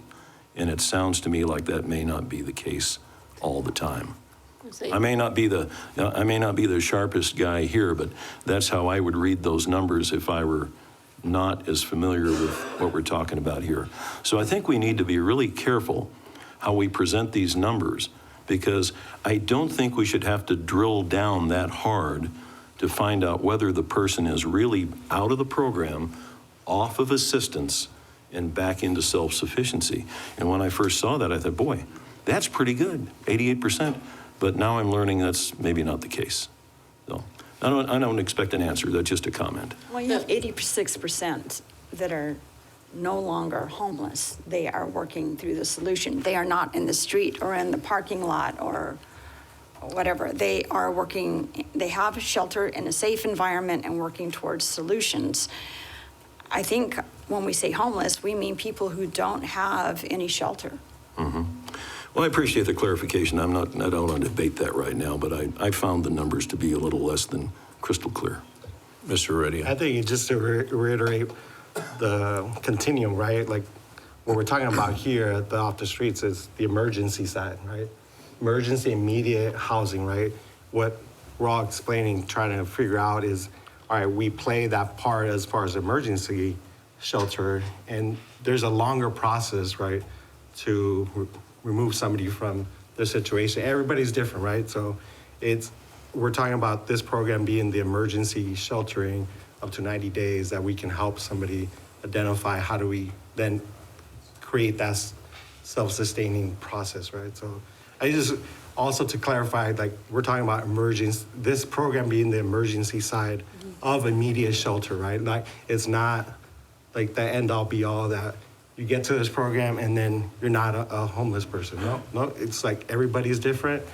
Everybody takes that. It might be somebody that can get a job in 90 days and, you know, that's great. And now they have an apartment, right? But it's not everybody, right? So it's the program that we're talking about is the emergency immediate need of sheltering somebody that needs that shelter, right? That wants that shelter, right? So just, thank you.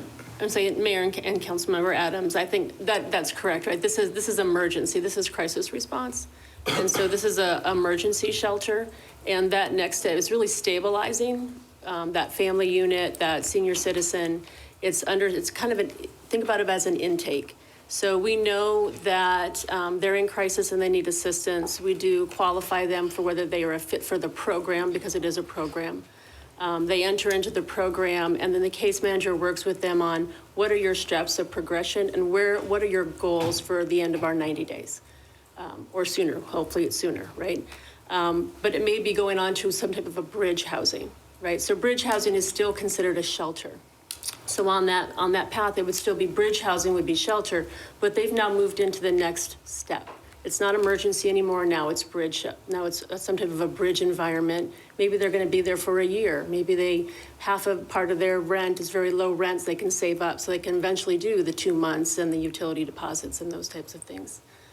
Coming out of a 90-day emergency shelter does not give them the financial ability to go in and sign a lease at that point. And so this is really that intake, that triage, if you will. What is the path for this particular family or for this particular individual? And that's what this program does. And then we do the warm handoff. It's not at the end of the 90 days, okay, good luck, right? It's where is your next step? What is the next step for you? And we're going to bring those people in and work with you and move you into that. So a positive exit means they are continuing on their path. I appreciate that clarification. Do we track, now, thanks for that perspective. Do we track the percentage of success beyond the 90-day emergency housing? In other words, from the day someone enters the emergency program to the day they become self-sufficient. Do we track that success rate? Mayor and Councilmember Adams, we are working on what we can track is if they enter into the system again, because it is a regional system, so we can track whether that individual entered into the system here in Maricopa County. If they don't enter into the system, we can't guarantee that because they could have gone out of state, they could have gone out of county, that type of thing, and we wouldn't know those information. But we would know if they enter our system here in Maricopa County, not necessarily Mesa, but Maricopa County and all. We all use the same software, so the same intake. So that way we're coordinated. It is a coordinated effort across the region. That's good. So with the data that we have, understanding those limitations, do we know what that success rate is, or is it a number that we don't track? We're still working on that, working out the details of that. Over these last, I'd say probably 5 to 6 years in the region has grown and matured and really understood the data we need to collect and what we need to report. Yes. And we've been working with Evan Allred and his team, his data analysts, to look at, they've been our link to the region and understanding that data speak to data speak, if you will. We want the data, but we don't know what to ask for necessarily. And so they're the ones who are working with us to make sure that as a county, as a region, that we're able to do that type of reporting. So I believe that they're still working on that. Okay. Because I don't think we've looked at any of the numbers outside of our own internal, just because we don't know how clean they are. And so we want to make sure that we are talking apples to apples when we do that kind of reporting. But that is the goal. The goal is to have these type of a long-term, we know we met their emergency needs and we know we successfully got them on to the next step. Where are they 12 months from then, 2 years from then, and so forth. That's what we're trying to do. That is one tool that we can use to see if they re-enter the system here. Good. I think that's important, and I like data-driven decision-making. Yes. So as that develops, I would hope you would bring that information forward. Yes, I don't think it's quite ready. yet, but we have been working on it, and we continue to work on those types of tracking mechanisms.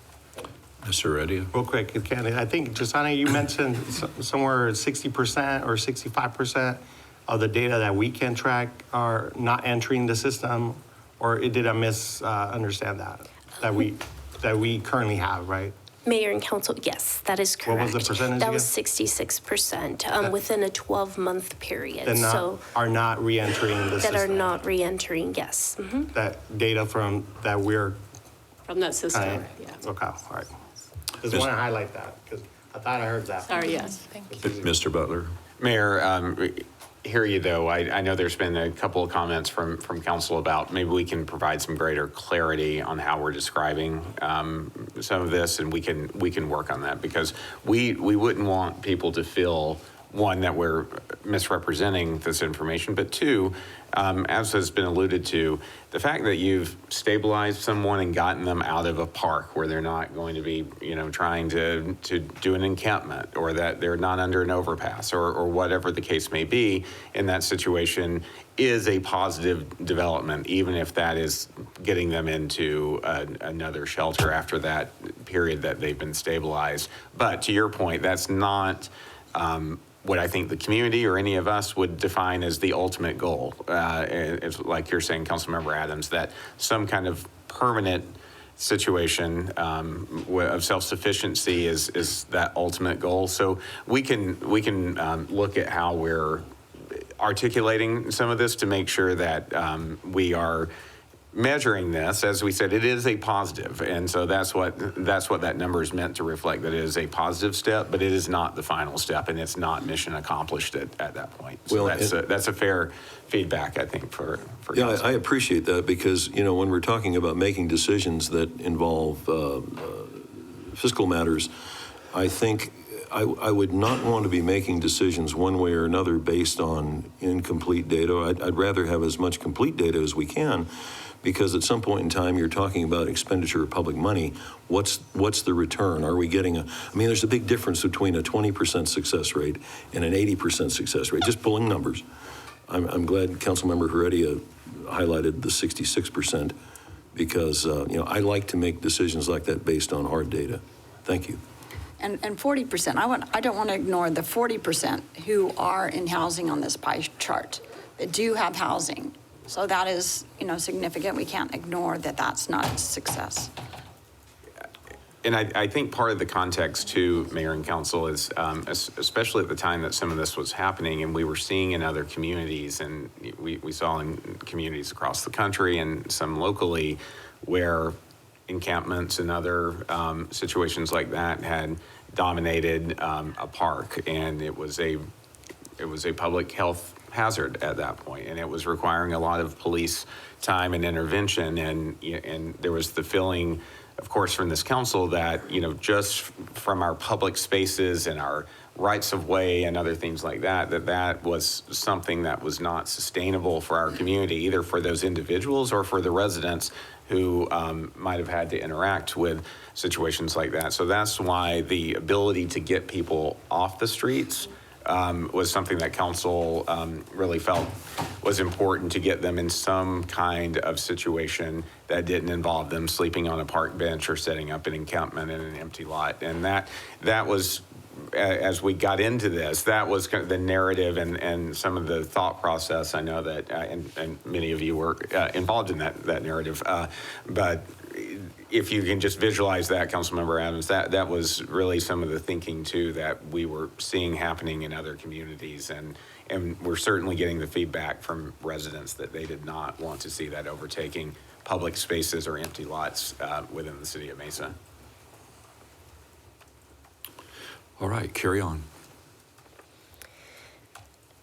And also, Mayor and Council, you all have also suggested some really great, program models for us to look into. And so that's what this slide here captures. So our team has been able to explore some of those examples, and one of those being Family Promise, Eden Village, and Other Side Village, which is in Salt Lake City, Utah. Our team has been able to meet individually with each of these entities in order to be able to learn more about their model. So as you could see there, some of those models are bridge housing, much as what Candace was sharing, which is a little bit different than what emergency shelter is, as well as permanent housing for the other two models. Family Promise does serve families with minor children, and the other two serve single individuals, but do not allow minor children in the program. The bridge housing is up to 60 days of length, and whereas permanent housing obviously does not have a cap. Family Promise does receive some government funding, 12% of government funding, but otherwise private donations and grants.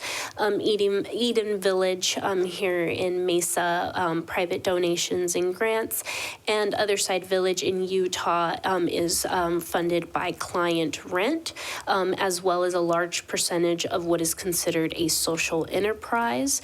A social enterprise is basically like there are diverse ways of generating revenue. For example, Otherside Village has a moving company, a grocery store, a catering service, and they utilize the participants in this program to operate those services.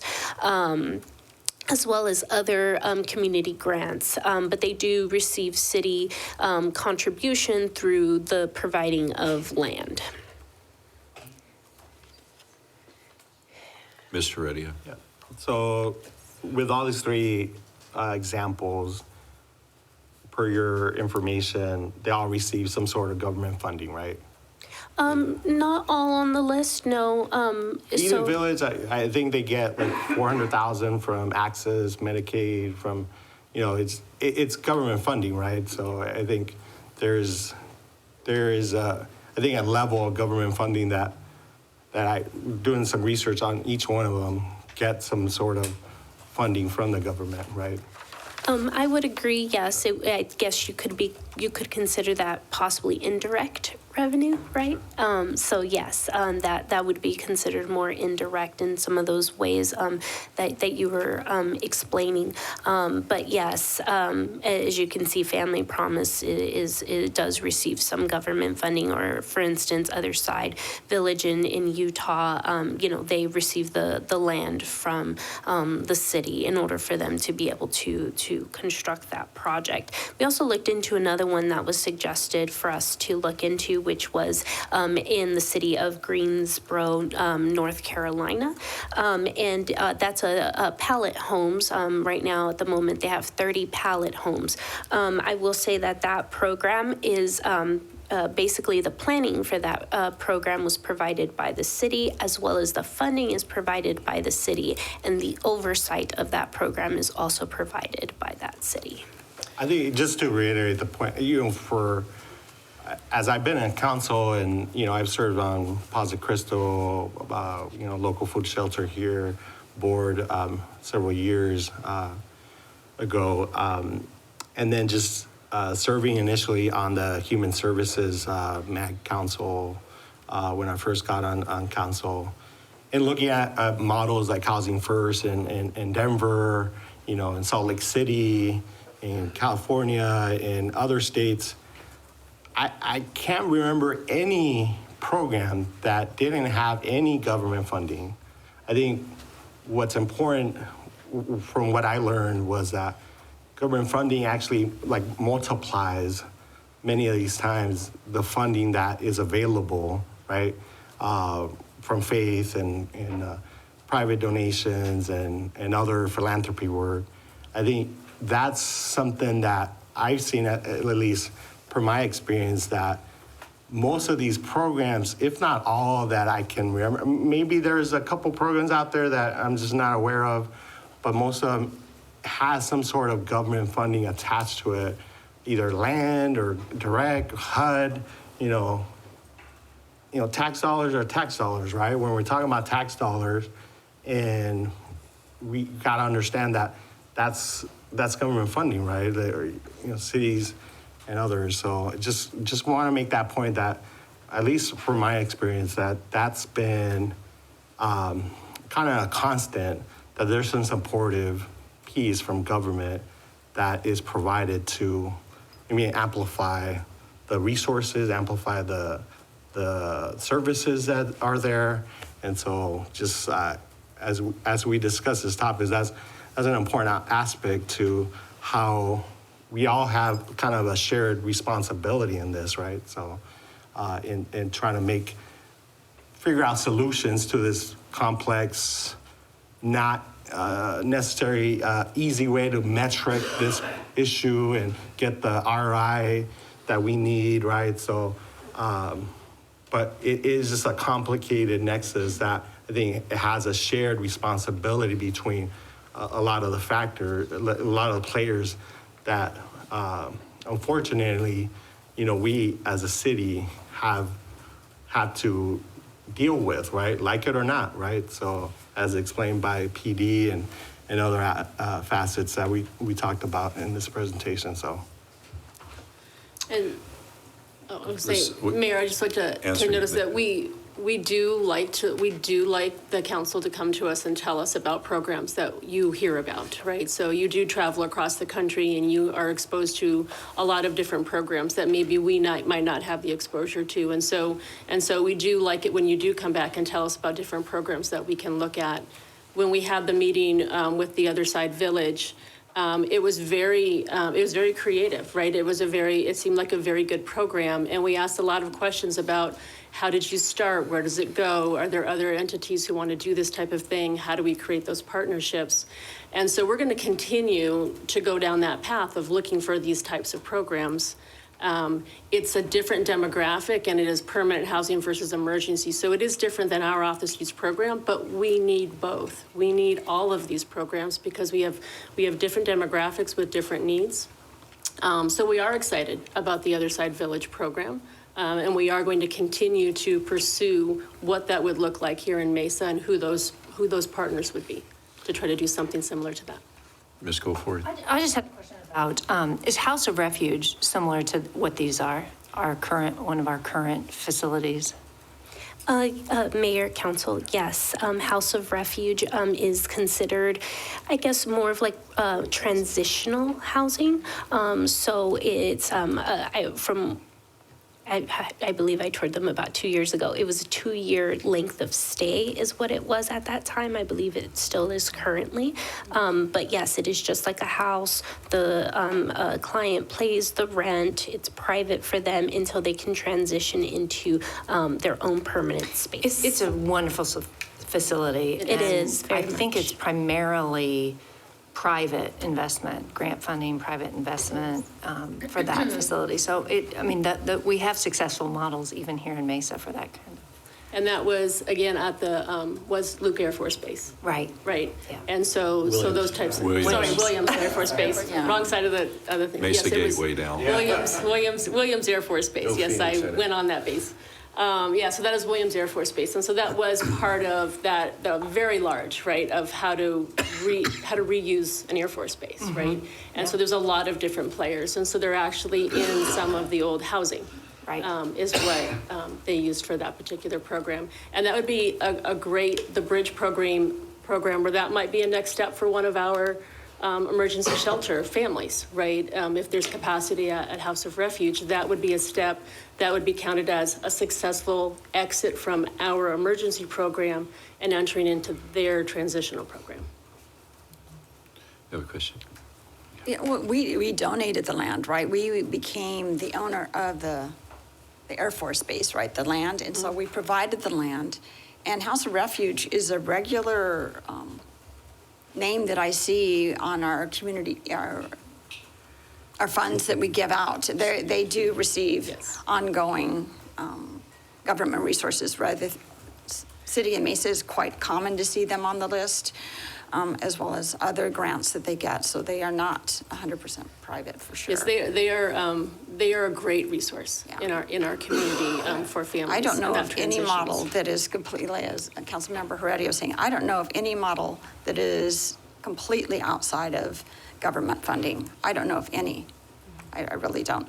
While I have the mic, I just want to mention Family Promise. I just became aware of that just recently. I think it's just new. about a week ago or so. And it's a single-family home, and they anticipate to be able to serve about 60 people annually. So it's just a single-family home. I appreciate that there, at least we have something for emergency for families. Which district? And then the Eden Village is 21 units. They're under construction for those who are chronically homeless, and they serve a wonderful need. We just need everything. We need everybody, everything on the plate to be able to tackle this. And I don't think we can just say this is the solution or that's the solution. We need all entities and all models to be able to, help our residents. Mr. Adams? Yeah, thank you, Mayor. Just a couple of points of interest. Family Promise has been around a long time. I don't know about their involvement here in Mesa, but Ted Taylor, who is the CEO there, I've known him for 20 years, and they are active throughout the valley. I think they're active. Yep. And but they've been around a while, and the model seems to work well. A point of clarification. My understanding of the Other Side Villages operation is their project is being developed on what was the Salt Lake City landfill, which it stopped being used as a landfill in 1965. And it was essentially an undeveloped or an undevelopable piece of land that, my understanding, I could have misunderstood the presentation, is leased to the Other Side Village for, I think it's $1 a year, long-term land lease. Not sold, not given. So, yeah, what's the value of that? One could argue that it was an unusable piece of land, and they had to do quite a bit of improvement, bring in a lot of topsoil, mitigate some of the problems you might assume would be present with a former landfill. So I appreciate Councilmember Heredia bringing up the fact that in one form or another, tax money is tax money. And yes, all of these receive some form of support. I think maybe the point of discussion is on the ratio, private to public. But yeah, I acknowledge that all day long. Thank you. All right. Well, carry on. Thank you. All right, as we move into that was an overview of the Off the Streets program and what we've seen over the 5 to 6 years that we've had it in place here in the city. We kind of gave a little bit of a history about where it was going. And as we go into the next one, 3 years ago, we started looking for how to make it more efficient, how to make it more effective, as we always do with all of our programs. And we had the opportunity with the ARPA funds. ARPA funds came out from the federal government. And really the goal of those ARPA funds was to create resiliency in the communities for the next emergency, whatever that was. So it was COVID before. What is the next one? We don't know what it looks like, but how can we be more resilient in our communities? And so we looked at our Off the Streets program and figured out how can we make our Off the Streets program more resilient? Well, the way we can do that is not to be reliant on leased spaces, but to actually own the spaces so that we had control of that. So 3 years ago, the council approved the purchase of the old Grand Hotel to convert and to move our Off the Streets program to that particular location. That would give us a city-controlled site, a little bit more control over our financials, as well as the physical location. So this slide here really just kind of shows what is the difference between the program as we operate at Windermere and the program as we move it over to the Sun Air location. The essence of the program will remain the same. All of the things that Josani talked about with the length of stay, the rules that would go through it, the program management, the case management, the on-site staff, on-site police presence, all of those things, no walk-up, all of those things all stay the same. So the program, in essence, stays the same, regardless of what site we would operate out of. What changes? What's new when we go to the Sun Air location? We do actually have control of the campus today. When we move into Sun Air, we are the only ones on that site. We don't have there isn't the ability for someone to just walk through the campus the way we are at Windermere right now. Windermere is open in the fact that there is no block wall or any wall around the site. So the buildings are open to anybody walking through the campus. We do have a vulnerable, as we talked about, population. So we have a lot of children, as we said today, currently 57 in the program. We have senior citizens, and we have those who are fleeing domestic violence. So it's a very vulnerable population. So we would like to secure the campus a little bit more. We do achieve that by moving to the Sun Air location. The other things that we've done that we were able to do because we own and control the site is that we do have limited rooms at Windermere that have those connecting doors between rooms. And that is difficult for our large families. So there's only so many rooms that we can use for large families. If there's only a single adult and children, we can't divide them into 2 rooms unless they have that connecting door. One of the things that we have done at the Sun Air location during our remodel is we have actually made all of the rooms able to open to the room next door to it through staff. Staff has the keys. So if we have a large family, we can accommodate them. There's no family that we need to turn away. Right now, we do have some large families on our waiting list at Windermere because we don't have the specific rooms that would allow them to have that connecting with the minor children. So we've made that change at Sun Air. So we have a lot more flexibility with who we can take in and how we can configure the rooms to make sure we can accommodate everybody. We've also made sure that all of the rooms are ADA friendly. We do have our ADA specific rooms, but we've also made sure that every room is ADA friendly. Does it have the access? Does it have the egress? Can you get around the furniture? Those types of things. Cameras have already been installed at the exterior. So as soon as we took possession of the property, we put up the cameras that tie into the real-time crime center. And those are on the perimeter of it. Once we actually have a certificate of occupancy, we will also add CCD-TV cameras to the internal campus, common areas, and also on our hallway. The Sun Air location also has interior hallways versus exterior access to the rooms. That does help everyone involved. It helps our police officer who's on site. It helps our staff. It helps us to control who might be able to have access to those rooms. All entry to the building would actually go through the lobby, so only those participants in the program are allowed. The current rule now is no visitors unless they've been approved. The Windermere location makes it difficult to enforce, although we still enforce. But with two doors to get into every room and rooms in all different locations, it's harder. At the Sun Air location, it's one access point to the main building. There are very few rooms that actually have doors that go out into the common areas. Everything is usually in the larger building.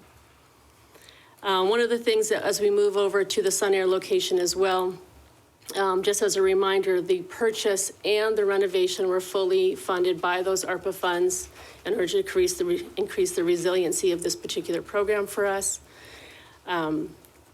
We do have ongoing savings due to that. And so right now we have 2 different contracts. One is for the lease of the rooms at Windermere, and the second one is for the case management, which our current nonprofit partner is CBI, Community Bridges. Moving over into Sun Air, we will now not be dependent on that lease room rent or rate, and then we will have control now over that, which we're currently in the middle of an RFP for a vendor to go over to the Sun Air location. So it will be a new contractor or a new contract. We don't have the final. We're finalizing those right now, but we do have quite a few nonprofits who have put in for that, for the case management, as well as the property management for that particular site. So we're in our final selection process right now. And we'll know that in the next few weeks, most likely, who our selected contractor would be, which is a nonprofit. Again, one of the things we're always looking for is to partner with the nonprofits who are the subject matter experts. The city is the subject matter expert when it comes to coordination, when it comes to contract management, when it comes to oversight, quality control, and reporting. That's what we are very good at. That's what we are good at, coordinating with our different departments here in the city and providing that kind of one-stop shop. If there's a problem, it comes to this team, and they figure out what we need to do about it and who we need to contact. It's what we're really good at. It's really what our role is in this. And then our role is to find the best subject matter experts for the program that we're trying to put in place. And that's what we're doing right now with our RFP, going through that. Let's see. Let's go to the next one. At the time that we purchased the hotel to do the conversion, we did go out with some surveys to see what it is that the community was looking for us, for our role to be. At the time, 48% of the residents saw homelessness as an issue in Mesa. This is in 2023. And at that time, 71% of the residents believed that the issue of homelessness was the city's responsibility to address. And so that's where we were when we started this process. So that was back in 2023. We did do a lot of community involvement. We worked with the neighborhood surrounding the Sun Air location. Based on the feedback that we had from a lot of those sessions, some improvements came to mind that the neighborhood needed, and we were not aware of at the time. So we did come in and we increased some streetlights. They were an old county island that annexed into the city, so they came in with kind of that county level quality of number of streetlights. And that's what they came in with, right? And so so we inherited that. And so we did see some of those issues around street lighting. They had lighting on the east-west streets and not the north-south streets. And different gates, and they have alleys. And so we took a look at all of those, and we did those improvements within 6 months, I would say, probably after those were identified. Some of the things we couldn't do, they don't have sidewalks, which is typical in a county island type of neighborhood. Sidewalks were cost prohibitive and also would have narrowed their streets and would have affected their on-street parking. So there's some things that we weren't able to do based on the usage there. But we continue to do that. We continue to reach out to the neighborhood. The neighborhood is not forgotten, is very important in this whole area. And we do anticipate continuing to do those. And we do have the good neighbor policy in place that was put together with the neighborhood in mind, making sure that they have a single point of contact, just like we do at Windermere, but a single point of contact at Sun Air.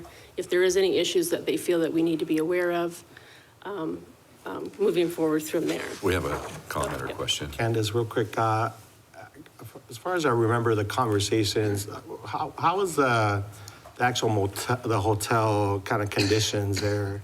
I think when we were discussing this, there was some maybe problems around calls for service, drug activity, like other motels that we see. West Mesa has plenty of like old motels and hotels and blighted areas, right? So just remind me again on the conditions that the Grand Hotel was and some of the issues that we had there. Mayor and Councilmember Heredia, I can't talk on specifically to the motel, but it is that particular area all along Main Street, both north and south in that area, does have challenges. Has challenges with calls for service, has challenges with the different areas and the blight that you talked about. So there are a lot of properties that are just not been maintained over the years. That is the type of area that is. We have many of those across the city. This is not the only area in the city that's like that. But that is what was there. There was a lot of, it was a hotel, so there was a lot of transient activity because that's what a hotel is. Sure. The hotel itself, when we took it over, had the good bones that we were looking for, had the site that we were looking for, but had not been maintained in a very long time. And so that was part of the renovation, was to go in there and kind of redo some of that. We did find that there were some folks who were living there permanently, but probably, maybe that's not really the point of that hotel, but there were some permanent residents that were there when we went into that. So yes, this isn't the new part of town that we decided to go in and take over, a brand new hotel. This is really a redevelopment project as much as that is, a project for this particular program, is really redeveloping this site into a very nice, a very sturdy, it looks so much better than it was when we took over ownership of it. Yeah, perfect. Thank you. And Candace, since we had the Windermere and we've been running that program 5 years there, we haven't had any issue. Everybody's worried that if we have these services, it's going to end up being some encampment, compound, unattractive, dangerous spillover. But yet, we don't experienced that at the Windermere. So I just wanted to state that, we've been running a great program without the ills that people are worried about. In addition, remembering back to 23, there was overwhelming support citywide that we did something about the homeless situation, that we find a solution, and this, of course, doesn't solve every problem, but it's a positive step in having that transitional point of moving people into a positive path. And people were very excited overall. So I keep on hearing our voters were against it. At that time in 23, an overwhelming majority wanted this and thought it was a good move. Among the neighbors around there, I remember there was 3 neighborhoods we had multiple meetings with. 2 of them were very supportive. In fact, one of them was a senior development, and they said, how can we help? Can we do backpack drives? How can we be involved in supporting these families? And one was opposed. And we've made them improvements, like you said, in the good neighbor policy. So I don't want to think like we were going against anything. At that time in 23, it was a positive step to solving some of the problems we have. All right, and maybe Mr. Butler, you can remind us, just recently, we had our study session, a strategic study session, where we polled Mesa residents, right? And one of the top 3 issues, I think, was homelessness. Affordability So was the we others. don't even have to go back to 2023. It's currently still an issue that residents still want us to find solutions on. And we're gonna follow data. Let's look at that data as well, right? People are telling us that one of the top 3 issues is how do we find solutions to homelessness, right? Right now, not 2023, when the majority of folks were asking us to find solutions. Even now, right? So I don't know if we have, or just share that data that we polled that was presented by High Ground. But can you just mention that piece that we got that information from? Sure, Mayor and Council Member, you're exactly right. I mean, the community is definitely concerned about the homelessness issue that they see, with their own 2 eyes as they're driving about the community, and I think that was reflected, like you said, it was up there in the top 3. I think inflation, affordability was number 1, maybe housing. But there was the top priority slide, which is a little bit different than the slide you're referring to, but still, it was a big priority of the community. And what I've heard from all 7 of you is we've had conversations about this. And this isn't a political, answer. This is, all 7 of you want to address this issue. I think we're trying to coalesce around how we address it, not if we address it, and what that flavor looks like. But you're right. The community is expecting something from us. Now, whether that something is partnerships with NGOs and others, whether that is moving forward as initially envisioned, if it's land donation and capital models like maybe we saw in Utah, and then you're out of the operating side. Those are all things. And as Candace said earlier, it's probably all of the above in some way, shape, or form, along with private investment and private philanthropy playing its role as well. And so I think that's what we've got to balance. But I do think, as reflected in the polling, is that the community expects something, though. They're expecting some action on this. I'm sure they don't care exactly all the tools that are there. They just want to see something effective that combines all those resources and doesn't put it all on the burden on one particular area or the other, would be my guess on that. I think, if I may, Mayor, I'm glad you brought that up, Mr. Butler, because I do think that the vast majority of our community wants the issue addressed. And the key question here is how.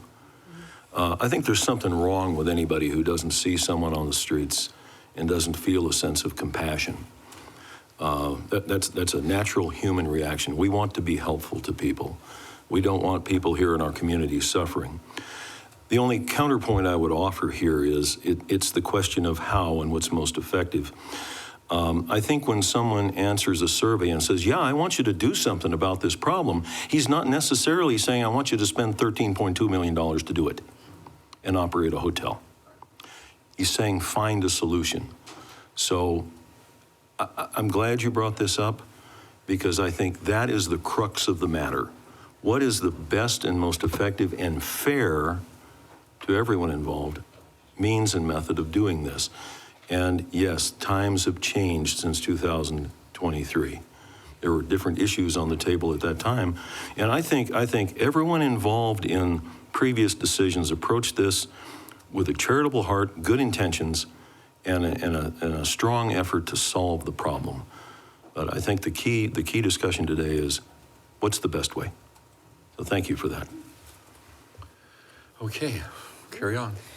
All right, the last thing I'm going to kind of put up here, I'm going to talk about two things real quick before we go into the next section, is one that I do want to say, as we're always looking at as our programs at how we can make them more effective and more efficient and still accomplish the same goals, right? So one of the things that as we move over to the Sun Air location is we are changing the demographics slightly from our current Windermere location. And that was part of those conversations with the community, with the council, and part of our good neighbor policy. And so as we go over there, we are going to focus the program, the Off the Streets program, when it moves to Sun Air, will focus on the most vulnerable of our population, if they are all vulnerable. But we're going to highlight the most vulnerable. And those are our families with minor children, our elderly individuals, and then our folks who are fleeing domestic violence. And so the single men who do not fit into one of those categories will no longer be in the program as part of this, and we will be relying on our East Valley Men's Shelter and other of our partners in the community for that particular demographic when we move over here. This particular slide is just to show you how really more efficient this particular location is compared to the one that we currently are. We feel that this program is very, very successful as we've identified and defined on moving folks into their next step. And we are working with a 3.6 acre property with no walls or containment and with rooms that have doors and access to them from multiple points. And so I believe that the team, both police department and our boots on the ground over there, are doing a fabulous job at containing this program and making it as successful it is at this particular location. But there are challenges to that. When we look over to the Sun Air program, it is on 1.3 acres. And just to remind you, this is oriented north. And so the only entrance that will be open will be the one that goes out onto Main Street. There is a gate to the south, and there is a gate to the east. Those both used to be open when it was a motel, and those will now be gated. And so the only access in and out of the property itself, will be off of Main Street.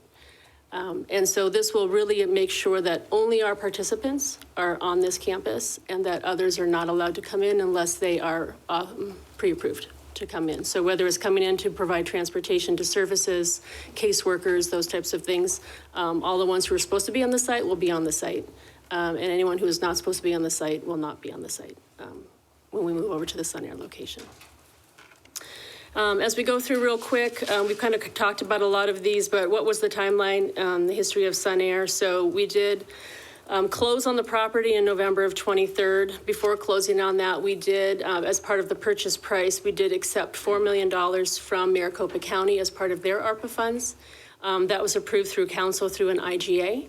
During that part of that IGA, we approved to take the funds for the purchase and at the same time said that we would operate it as an emergency shelter for a minimum of 10 years, or we would need to repay those $4 million back to the county. So that's still in place at this time.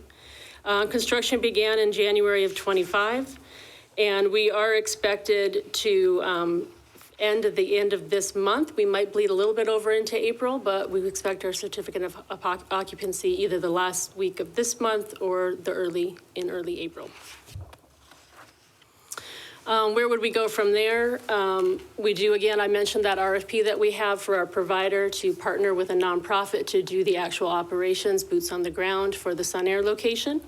And we would complete the construction. Once we have certificate of occupancy, the last step is to actually outfit, when we have control of the site again, is to outfit those rooms with the furniture and the supplies that are necessary for turnkey operations. We would do that between April and June. At the same time, we would contract with our new nonprofit provider to do that, and they would need that time to ramp up for their staffing to make sure everything is set before we would take our first participant, which would be sometime in the summer of this summer was when we could actually open the doors. We would plan on doing a community open house before we actually move anyone over there. We would do community open houses and a lot of those different, like out into the community again, and make sure that everybody understands what the program is, what the program isn't, what safeguards are in place for our participants, as well as how does the police presence is not just at that location, but the police presence would be actually doing the perimeter as well as going through the neighborhood that is just to the, just next door to this particular location. So I want to make sure, I think there was somebody had said something that the police officer never leaves the front. That's, the police officer actually does patrol. So anyone who's assigned to that is on site, but also patrols the adjacent neighborhood. The next one is just an overview, just as a reminder of where the costs went. And so it is, the contracted cost was 13.2. And then we have the furniture and the fixtures and equipment that would go up. Everything in the acquisition and construction is ARPA funds. And the furnishings for it to be turnkey are with the ARPA interest. So ARPA interest is interest that we accumulated on the ARPA funds as they were sitting in our account before we spent them. So it was funds that we would not have otherwise had if we had not had the ARPA funds sitting in our bank account. When we look at the financials of moving from Windermere to Sun Air, it is a cost savings to the city and to the taxpayers when we move from Windermere to Sun Air. The costs are up there. It's less per room when we go over there. And again, these are costs that we know and that we control versus costs that we're relying on a partner and leased rooms where the rates could change on a year-to-year basis. When we move over, we do go from 85 rooms currently at the Windermere, and we will go down to 64 rooms. But because we're able to configure the rooms with the furniture necessary to accommodate all of the families, we will actually only reduce by 5 beds from what we have going from Windermere to Sun Air. And again, we'll have that flexibility. One of the changes that we are making in the program is because we do have the cost savings moving from Windermere to Sun Air, we are actually instituting a food program, which we do not have at Windermere. So right now at Windermere, they do have to leave the campus in order to get their own food and to use in their rooms. And so at Sun Air, because we do have the cost reductions, we're able to supplement that with 2 grab-and-go meals per day. And so that is the estimate of what we think that will be. But once we get in there, we would have a better idea of what the actual needs were, because we do know that the children go to school and would have those opportunities for breakfast and lunch at school.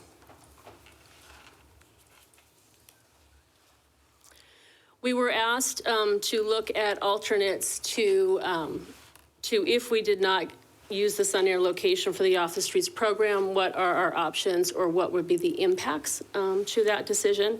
So one was to explore making Sun Air facility available to as an emergency shelter, but making it available to a nonprofit and the city not providing any of the funds of the $2.5 million.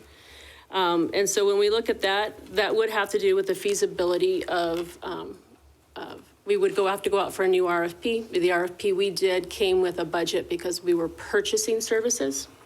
And that's how that went out, was for the purchase of services, and we gave them the budget available and could they do it within this budget.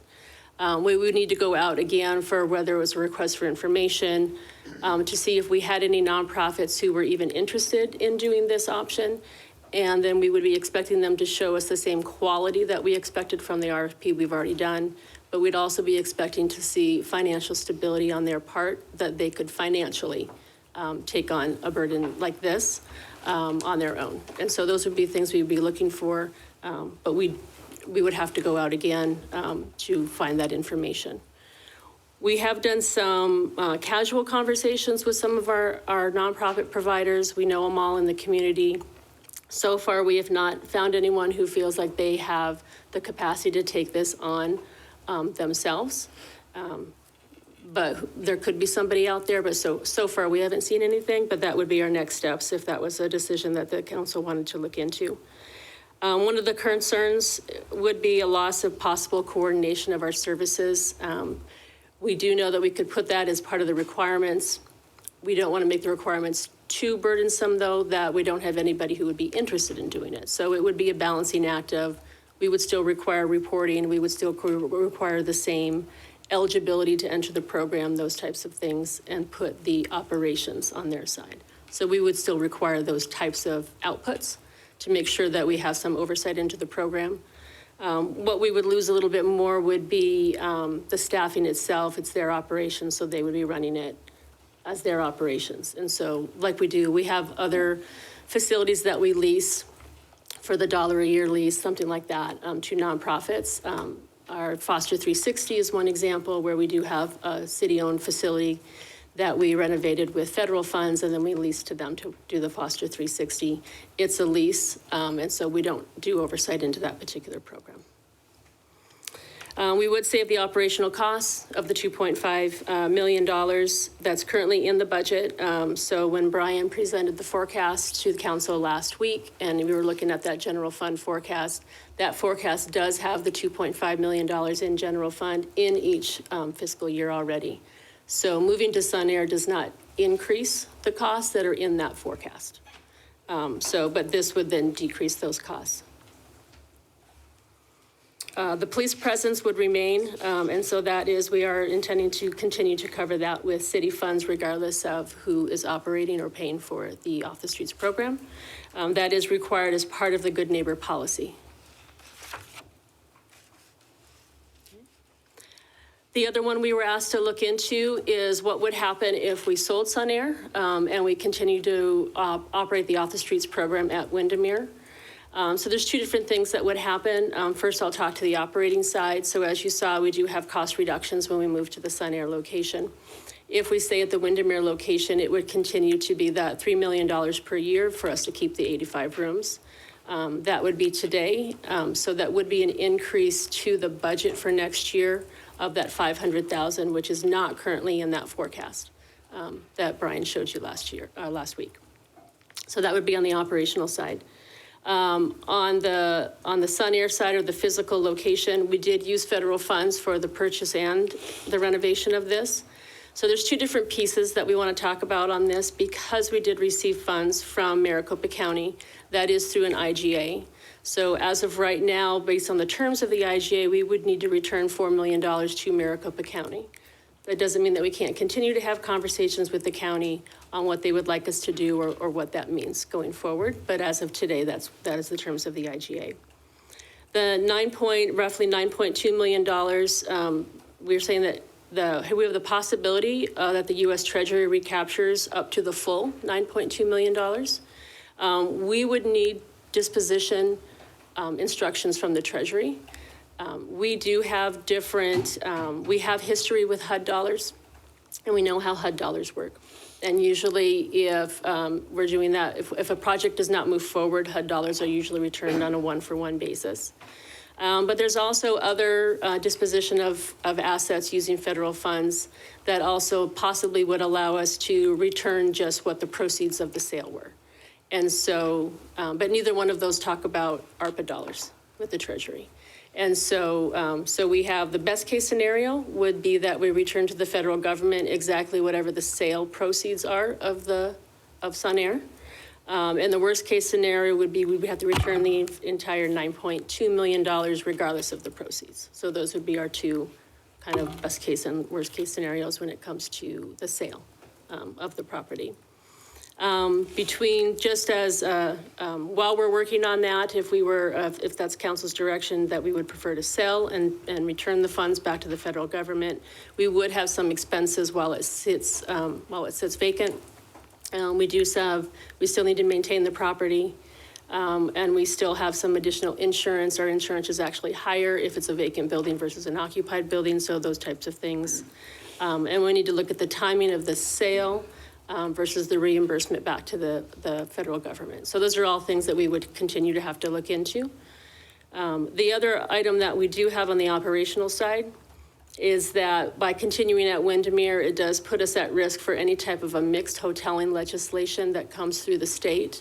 We have not had anything approved at this point, but it has been introduced almost every year coming through, and that will, depending on what that might look like, might put us at risk for whether we can continue at Windermere based on what might come through the legislation.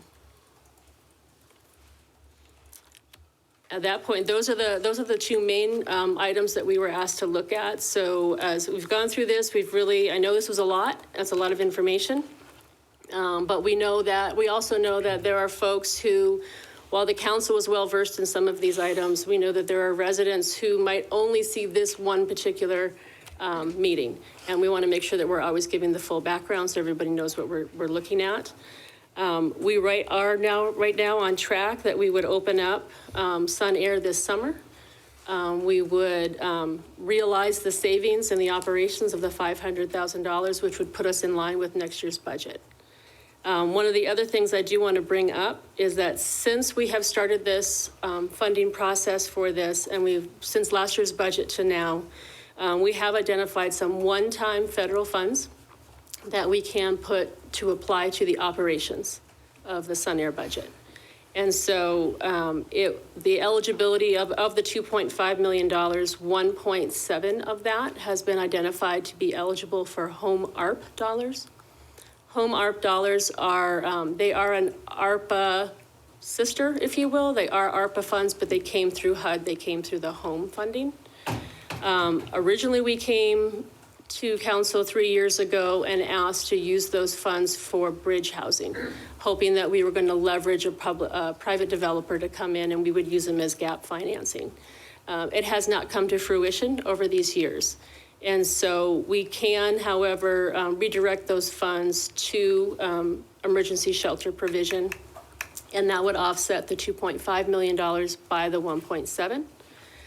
So that would be a net $800,000 to the general fund for the next 3 years. And then during that time, we can continue to look for private-public partnerships. We can continue to look for sponsorships, donations, all those types of things. I do feel when we move to the Sun Air location, we will have a better opportunity because we own it for grants, for sponsorships, those types of things that would offset general fund. But I do feel it's harder in a leased environment than it is in an owned environment to get folks to do that. Is that it? I think so, Mayor. Thank you. Questions, comments? Candace, can you reiterate, so I'm understanding, you said there would be a potential net of $800,000 over the next 3 years for this program that we can run in Sun Air. Mm-hmm. So is that correct? Or? Yes. Okay. So Mayor and Councilmember Heredia, it is, so by moving from, so at Windermere, it costs us $3 million a year. Moving over to Sun Air, we're able to decrease it to $2.5 million and are able to add the food portion of the program. So enhance the program and decrease the costs. So the net costs are right there, then the cost is $2.5 million. Brian Ritchell and OMB have that in the forecast. So it is included right now in the budget, the $2.5 million. We have federal funds that would cover 1.7 million of the 2.5. And so what that would do is it would reduce the general fund contribution to the program, and then the net difference would be only 800,000 instead of the 2.5 million. Okay. While enhancing program that we currently have at Windermere and keeping police officers or firefighters available to send folks that are having emergency needs as far as housing, like families that their housing burned down, just a case example, that happens, maybe once a week or once a month, right? That you know, I think one in our district, we have, I don't know if they use the Windermere, but, We did have one family from the apartment fire Yep. that we housed at. and I think we partner with MPS. They constantly call us that they have families that are in need of housing, domestic violence survivor, you know, victims, right? And so just wanted to clarify on, you know, the most vulnerable folks that we're talking about. We're looking to actually be less costly than what we currently have while still supporting the network that we still will have, right? That the needs are still there, right? Like as far as homelessness. It's not, will Mesa pay for homeless solutions, right? We're already paying for, as response, right? From firefighters, from police, our community courts, and libraries, our parks, right? It's already there. And so I think as just a responsible governance piece, right? I think that's important to know that we actually save money while providing better services in the next 3 years, right? And, you know, we can look at opportunities on how we further partner and maybe hand off more of this work with nonprofits, our faith community, and look at that, those strategies in the next 3 years. But just want to reiterate that point if I'm understanding that piece to what you're saying right now. Yes, and Mayor and Councilmember Heredia, thank you for bringing up the faith communities. We have had quite a few folks who have reached out to us over this last year asking how can they assist and how can they help. And we have actually asked them to it's more difficult at Windermere, if we could wait till we move to Sun Air and really kind of put together some programs. So we are hoping, I have been talking with a few of those church communities, and, you know, if they want to come in and provide food, well, every day that we have them come in and provide food, then that saves us off of the budget that we have for that. And so we would continue to look at those types of partnerships. So we would have the stability of the program would be there, but then we would continue to look for how much more can we decrease the reliance on general fund by looking for these other partnerships that either have savings to what we planned on doing or increased revenue through sponsorships and donations and those types of things. Kids, I have a question on the 1.7 mil. Is that transferable to Windermere where we're participating today? It's for emergency shelters, sir. So Yes, Mayor. it'd be So, both Windermere or Sun Air? correct. Okay, thank you. Mr. Butler, do you have a comment? And Mayor, I know that there had been some interest stated both this morning and then just through conversations about trying to understand the capacity, and Candace alluded to this during her presentation, the capacity of the NGO, nonprofit faith community to operate a facility such as this. One of the options that could be on the table is the city to do an RFQ to see if we can bring in a partner to help us operate the facility. They would have to operate under the terms laid out in the special use permit that was attached to this property, council use permit. But certainly we could understand better what the capacity is from the NGO community to play a role in this. And they might be able to bring some creative ideas or solutions to this as well. If that is of interest to council, that's one option that could be on the table as well. Mr. Butler, a question to that point. But if we move from Windermere to Sun Air, are we saving money in the short term as we look at those types of solutions? I think I heard we save money if we move from Windermere to Sun Air, right? And so we could certainly minimize the impact that's going to be transferred to the general fund away from ARPA dollars by completing this move to Sun Air. The flavor of the money has been federal funds up until this point. As Candace alluded to, it's in our budget forecast, and we've accounted for the fact that those funds are running out and that it would become a city obligation for that. But right now, as was stated, we are spending $3.1 million a year for our current program. this program would cost $2.5 million a year before you apply those credits for the next 3 fiscal years. Plus, I would say, if we move away from it, we would have to pay potentially $9 million, if not $14 million, $13 million, right? And more immediately. That number we would have to work on. Yeah. You're exactly right. So we range, yeah. It's as clear as mud working with Treasury right now on this because, they never want to answer a hypothetical. It's especially about a program that is a one-time program. It's hard enough to get answers to questions from federal agencies about long-standing programs, but since ARPA was obviously a one-time program stood up during COVID, I think they're grappling with this too.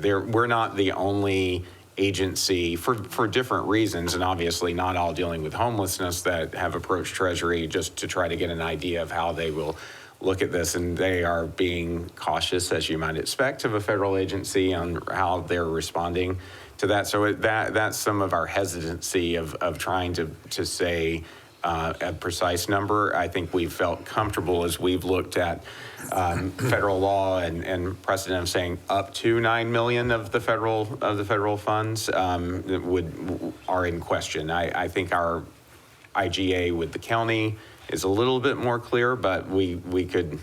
There's even complexity in that we'd have to work through as well. So we're just being careful. We want to answer that question, but we don't want to misrepresent an answer right now either, because there's a lot of unknowns at play as well. Well, Council, we've had a great discussion with staff and internal discussion. So I think haven't heard much from this side and this side, So I think overall we'll have a discussion now from Council. Yes, that's what I'm getting to. Is Ms. Taylor, this is your district, and I'd like to hear from you. So I'm just going to go through a series of questions as I was listening first, before saying anything. A couple things I noticed is you said that you did do a feasibility study. What were the not-for-profits that you spoke to that you had a conversation with for your feasibility? Mayor and Councilmember Taylor, we didn't do a feasibility study. These are casual conversations because they work with them on a daily basis. Can you list who they are, please? I cannot. Okay. I don't know those casual. I was not involved with those conversations. That was staff. Okay, great. What does it look like if we stop using the Windermere and do not use the Sun Air? What would that look like going forward? So Mayor and Councilmember Taylor, I think I need to understand what do you mean what that would not look like. 'Cause I do think that Josani talked about who are in our program today, and those resources would no longer be available to those families and to those seniors. But would we be transferring them to other shelters outside of Mesa? Is that what that would look like, or with the county? Because there's a lot of other shelters countywide. There are other shelters East Valley-wide. My question is, in more of the nuanced detail, if we stopped that contract with the Windermere, we sold the Sun Air, we had a different idea for it, just what does that look like for those individuals that are currently at the Windermere? I'll let you guys take that. Councilmember Taylor, Mayor.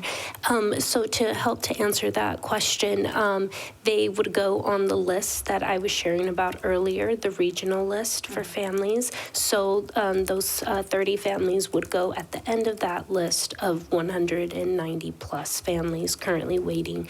And that wait list at the moment is anywhere between 16 to 18 weeks. Okay, great, thank you. I noticed that in the slides, the total cost for the Windermere and the Sun Air both had a little notice at the bottom that said it did not include the cost of public safety. Do you have an estimate of the annual cost to include public safety that you can provide for us and the public? So Mayor and Councilmember Taylor, that would be, it is the one officer there on a 24-hour basis. And so we'll get you that number. But we can get you that. I don't have it. It's embedded within the PD budget. Okay. Do we currently have only one officer at the Windermere? My understanding is we generally have 2 officers stationed there, especially in the evening. Mayor, Councilmember Taylor, there's one. We start at 6 in the morning. We go until 2 a.m. So it's actually a 20-hour coverage. What happens in those cases, if there is an issue, they actually call another officer off the street to assist them with whatever the issue may be. Okay. So I don't know if that answers your question. That's very helpful, thank you. And then following up on that, actually, Thank you for your service, by the way. In terms of the Windermere currently, I know it's going to be a different demographic, but there will be some individuals that would transfer over. Can you give us an idea of calls for service for that area? I recently drove by and I was told by the officers that I was with that they do have quite a few, but maybe you could give a descriptor of like the types? Mayor, Councilmember Taylor, it varies. We always have a call for service regardless when there's an officer working an off-duty job. So in essence, there's always a call for service occurring at that location just due to the fact that there's an officer there working, whether they're handling crime, handling property, anything like that. So the types of calls, we've done a cursory look. There haven't been reported violent crimes in that particular, in that specific location, but we've also taken a larger look at that grid, the whole neighborhood. I think we have an opportunity maybe next week to look at that a little bit more in more granular detail, just because there are a lot of nuances to the data that we've been looking at. So there are calls for service, absolutely, and they vary. Mayor, Council, to that point, what the chief's talking about, in response to a question from Councilmember Taylor, the department's done a deeper dive into the crime analysis around the Windermere right now. I know Chief Butler and the chief, I believe, are meeting with Councilmember Taylor next week, but we can certainly share that information with all the council once all of that's that would be complete. helpful. Yeah. I think the public is also looking for that. Cost of insurance, that's something that I was curious about with the Sun Air. And I was hoping maybe you could explain, would the city pull out an insurance policy on it? How does that work, and what is the general cost of basically covering liability for that location? Mayor and Councilmember Taylor, it's probably a better question for Jim. But yes, it is a city facility, so we would hold the insurance on it. Yeah, Mayor and Councilmember Taylor, yeah, we had to pull out a separate policy because of the nature of that facility is different. Our normal carrier does not cover it, and so we had to pull out a separate policy. I don't remember the amount, and maybe Candace knows the amount, but she was correct. A vacant building is much on an insurance basis. It was probably the most expensive insurance policy we have on just sort of a square footage basis. Carriers don't want to insure vacant buildings. Is that cost included in the 2.5 million for the budget? Everything for Mayor and Councilmember Taylor, yes, everything is all inclusive in there. So whether it's on the contractor side or whether on our side, we've taken that into consideration. Okay. And then, Jim, I had a question in terms of just the legal side of owning an entity like this, because we wouldn't be leasing it out. What does that look like from the city's perspective of potential lawsuits, or just from a legality perspective? Could you give some description about how we would manage that? So, Mayor and Councilmember Taylor, the additional word of entity, I was sort of not certain about in your question, because it won't be a separate entity within the city. So there's always, whenever you own any physical asset in which people are on, there's always the possibility of additional claims. I'll say this, I'm not aware of any individual claims that are coming out of the Windermere for running the service. So the service itself is not generating claims with the city. Is it possible that we'll get a trip and fall or some sort of aspect on the facility and that can result in a claim?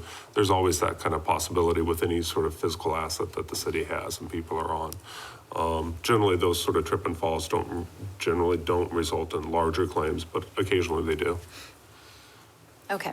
It is an additional exposure. That's why I was asking. And then our libraries. I just have a quick question. Somebody asked me, why do we use some libraries but not all libraries in terms of helping with the Off the Streets program? And would this mitigate basically pulling everybody out of our libraries as a shelter? I guess I'm a little confused about that part. So I think And they were listed a couple times. Mayor and Councilmember Taylor, I think, are you talking about, so in our main library, we do have one of our street outreach from our Phoenix Rescue Mission is actually stationed there. Right. Because that is for a demand area, right? So people can go there and receive resources. I don't believe we have them at the other libraries because we don't have the same demand. Got it. Okay. So it has it's to do based with, on demand. It has to do with, coordinating through Phoenix Rescue Mission the best use of their time and where they should be. Now, anywhere in the city, Phoenix Rescue Mission will go to someone anywhere in the city. And so a police officer out in patrol who comes across somebody will call Phoenix Rescue Mission, and then they will travel to that person. Okay, helpful. Thank you. So some things that just came to mind when we were having this discussion, I think it's really important to remember that government's role is limited. It is the city's primary responsibility to provide core public services. This includes public safety, roads, water, basic infrastructure. When we move into the homeless shelter area, it is considered a social service. Historically and practically, these belong to charities, churches, and specialized not-for-profits designed to provide personal care and support. When a city runs a shelter, it can become a taxpayer-funded bureaucracy. Unfortunately, this is just the truth that we have to address. They tend to be slower to adapt, more expensive to operate, and we can't necessarily account for inflation over time, which we've experienced in other departments alone. We also have to consider the fact that we have budget cut discussions coming up, and yet here we are potentially asking to add on something onto our annual budget going forward. Crowding out community compassion. Something I've also considered is when governments take over charitable work, oftentimes we find that private charities, churches, and local volunteers, they might want to continue contributing, but they do take a step back in volume. This is assuming the problem may have already been handled by a larger entity. I don't want to weaken any type of community network that is equipped to provide long-term care and personal support, since we don't have a future projected for this. Conflicts of priorities. City government must serve the entire population fairly. Running a special services shelter can make a social service decision a qualifier. How long they stay, what services they receive, that goes far beyond the proper scope of municipal governance. It is something that we have to consider as a council and as residents ourselves. I don't want to create too much liability, more requirements for staffing, purchasing contracts, management contracts, insurance policies, and potential exposure to lawsuits. So I am speaking for District 2 specifically. That is my role in my job as their representative. I've received a lot of opposition to this particular project. If I were to receive a lot of support, it might look a little bit different. I am going to say that I appreciate the entire presentation and the charitable hearts that are behind this. I agree with Rich Adams. We must consider when we look out that people around us do need help, but it is also our responsibility as individual residents to reach out with our own hands and offer that assistance and to make the phone calls, ask Phoenix Rescue Mission to come pick someone up. I did it downtown about 3 months ago, and they were extremely attentive. I also do want to note one thing. I did a little bit of research. House of Refuge, their last 1099 through the IRS, I was looking over it. It does not state that they did receive HUD funding. I'm not saying they didn't, but that was a great example that Councilmember Goforth brought up. They have done very, very well receiving a lot of private funds to operate, and I was extremely encouraged by that. Thank you. I wanted to thank you sincerely for looking up House of Eden and contacting the Other Side Village. I visited them when I was in Utah. I was exceedingly encouraged by the both of them, but particularly the Other Side Village. And I do think that there are some wonderful options that we could look at for serving our homeless community going forward. So I appreciate your time. Thank you. Comments from council? Any further? Ms. Duff?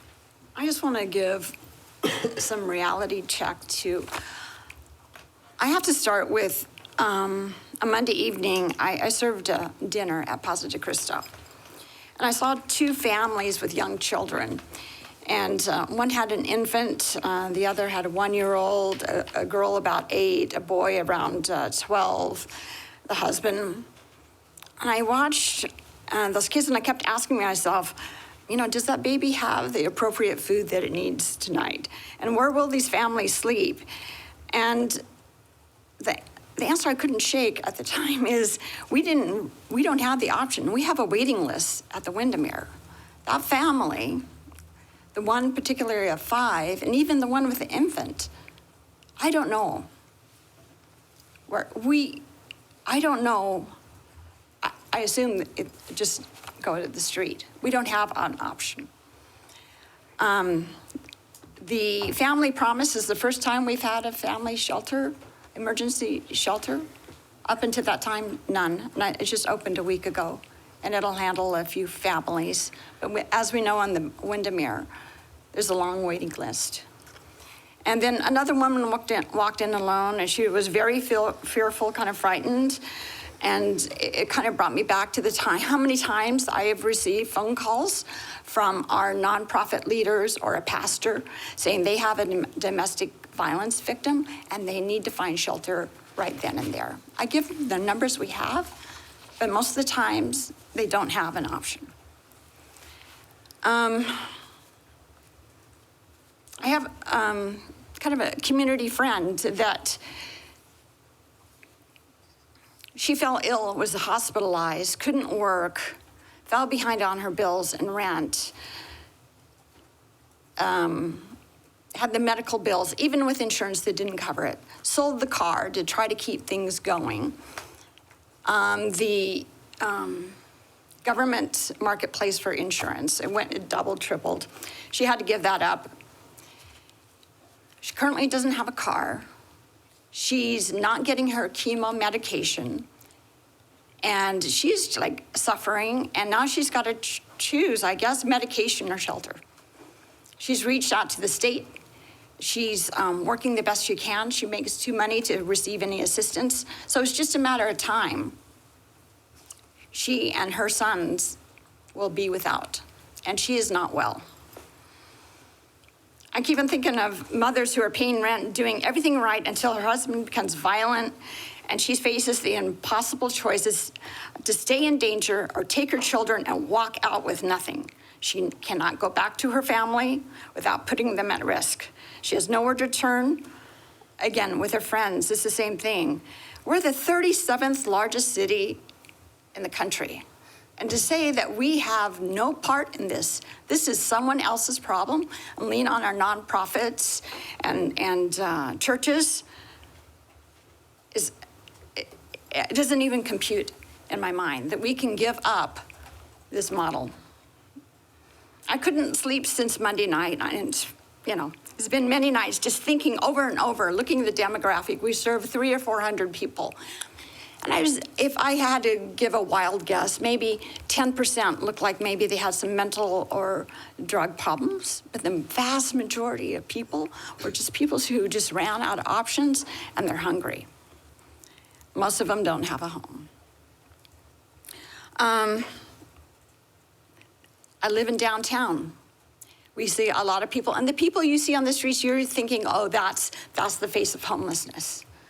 If you really start paying attention to schools with cars in it, and parking lots with cars, and people hidden here and there and everything, this is mass. We have over 5,000 people in our home, in our city, without a home. There's no way that we can ignore this issue that has grown exponentially over the years. That's why I think it's very, very important that we keep this program going. Let's transition into the Sun Air. Let's keep this program. If there's some model comes out that we have to construct, and it takes 3, 4, 5 years, or finding some way to shift, we can at least have the appreciation on the property and wouldn't have to pay back as much. But just abandoning at this point without a solution is compounding the problem of more people on our streets. Our nonprofits, due to the cut in federal funding, they are downsizing their programs. They're laying off people. They don't have the capacity to do more.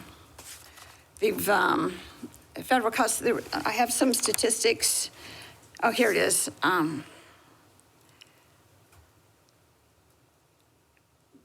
70 to 90% of nonprofit homeless funding comes from the government. The Urban Institute found in 2024 that charitable organizations would need to quadruple their giving just to offset the federal cuts alone. I wish we had nonprofits and churches that had a surplus of capacity and funding to help out. They are doing an amazing job with what they have, but the reality is right now we have record evictions, a record number of homeless individuals, and federal cuts. All this really kind of started as far as the ARPA dollars and stuff with COVID. And at that time, we were struggling on how to address all the needs of our family, of our city. people who weren't working, and food and everything. Everything seemed to fall apart. But we did something remarkable. We came together. We didn't retreat into our separate corners. City government, nonprofits, faith communities, we all came together. We decided this is not going to happen on a watch. We're going to find solutions. And we created Together Mesa. And we saw a slide on this and how before we were working in silos, and then we started working together. And we started addressing ways to serve every resident in our city, whether they had a home or not. And we have built on the conviction that no single entity could meet this need alone. Only together we could do it. So approving Sunair is honoring that covenant. It is Mesa living out, not just talking about what together means.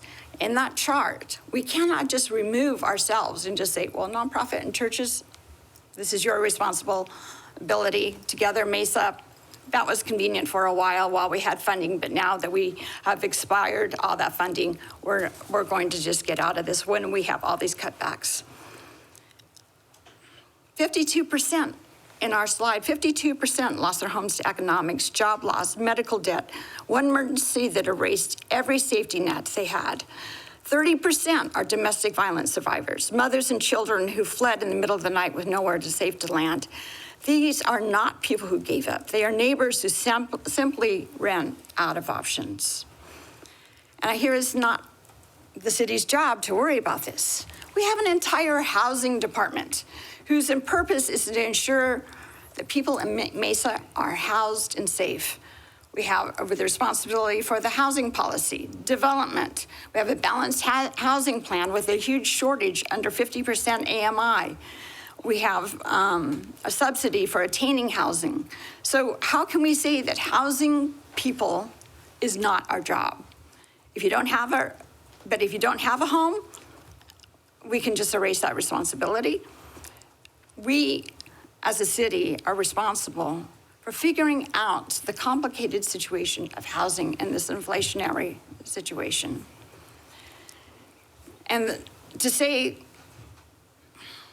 to those who say, leave it to churches and nonprofits, our Together Mesa partners are among the most dedicated people I have known. They show up every single day with compassion that humbles me. And as I said, 70 to 90% of their funding is from government organizations, and that's been cut severely. We can't keep asking our pastors and volunteers to carry what we as elected officials are unwilling to carry ourselves. Together Mesa works because every partner carries their share. Today's decision is how the city carries ours. And here's the biggest budget truth we all face. Mesa is already paying for homelessness through police, emergency rooms, courts, and jails. We are funding the crisis. The only question before us is whether we fund this solution. I'm not asking for more spending. I'm asking for wiser, more humane spending that treats causes, not just symptoms. The infant I saw Monday night that deserves to grow up in a home. The frightened woman deserves safety. The mother deserves a city that shows up for her. Let's govern by facts, let's lead with compassion, and let's be the Mesa that we have always promised to be, a city that keeps its word and commitment to our community. We're in this together, Mesa. Thank you. Thank you, Ms. Duff. Anyone else? I'll just make a point. One other point that I know I spoke quite a bit on this topic. I do care quite a bit on figuring out solutions that make sense, that are reasonable, that are realistic. I think what we're doing here is that, right? And especially the slide with regional government efforts. I remember when I first came on council again, we have, and we still have, an ongoing problem of our other neighboring cities not doing their part and getting to do their part. And I feel when Mesa leads on something like our community courts, we're seeing like ripple effects on that end, right? We're seeing our city next to us having some sort of court functions that are helping unhoused, right? No longer are there dropping off homeless folks at Javelina, that was part of my district. But they're trying to figure out this as solutions, right? So I think, on slide 4 that was shared on the presentation, it is, again, this issue is a regional effort, and we do need to have other cities and other partners help us with, but I feel like when Mesa leads, right, I think we see an increase of opportunities so that we can lessen the burden on all of us, right? Because there's a shared, again, going back to that shared responsibility, especially on this issue, that's something that is definitely a difference from 2018 that I was here to 2026 now, where we're seeing more efforts being done based on, I would say some of the leadership that we showed on doing community corps and navigators and, shelters, right, with the Windermere. And so it is an important, I want to be a leader in things, not lessen the work that we have done, that staff, experts, police, fire have been telling us this program is working, is helping us identify some solutions. Maybe not all, maybe not immediately where they are self-sustaining, but some solutions to take people and families, the most vulnerable in our communities, to some sort of relief that are not essentially taxing our services in other means, right? Because we do have, like Jen said and others have alluded to, this issue impacts a variety of different areas and services that Mesa and other governments and other facilities provide. So I just wanted to make that point because I think that's a critical component to how we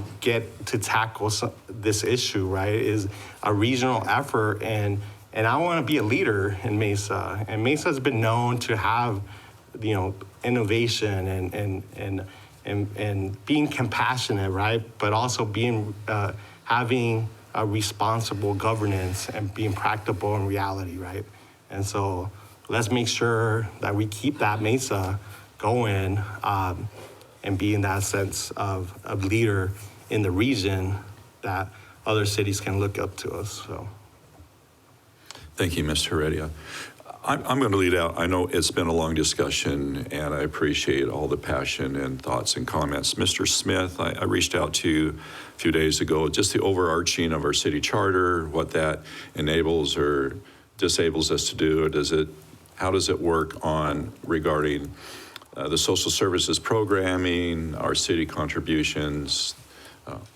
Right. Give us your legal oversight. So, Mayor and Council, I think it's important to note sort of the concept of a charter. A charter is very much like a constitution. It's a much higher level document, and it's not intended to provide direction on the very specific aspects of how you govern a city. And so the charter does not address social services or funding social services or how to handle homelessness. And so for the members of the public that thought this is sort of a charter issue, that's not where the charter provides direction on, right? The charter enables the city to engage in all lawful activities. And whether the city funds this or doesn't fund that's up to the city. It's a lawful activity to fund this.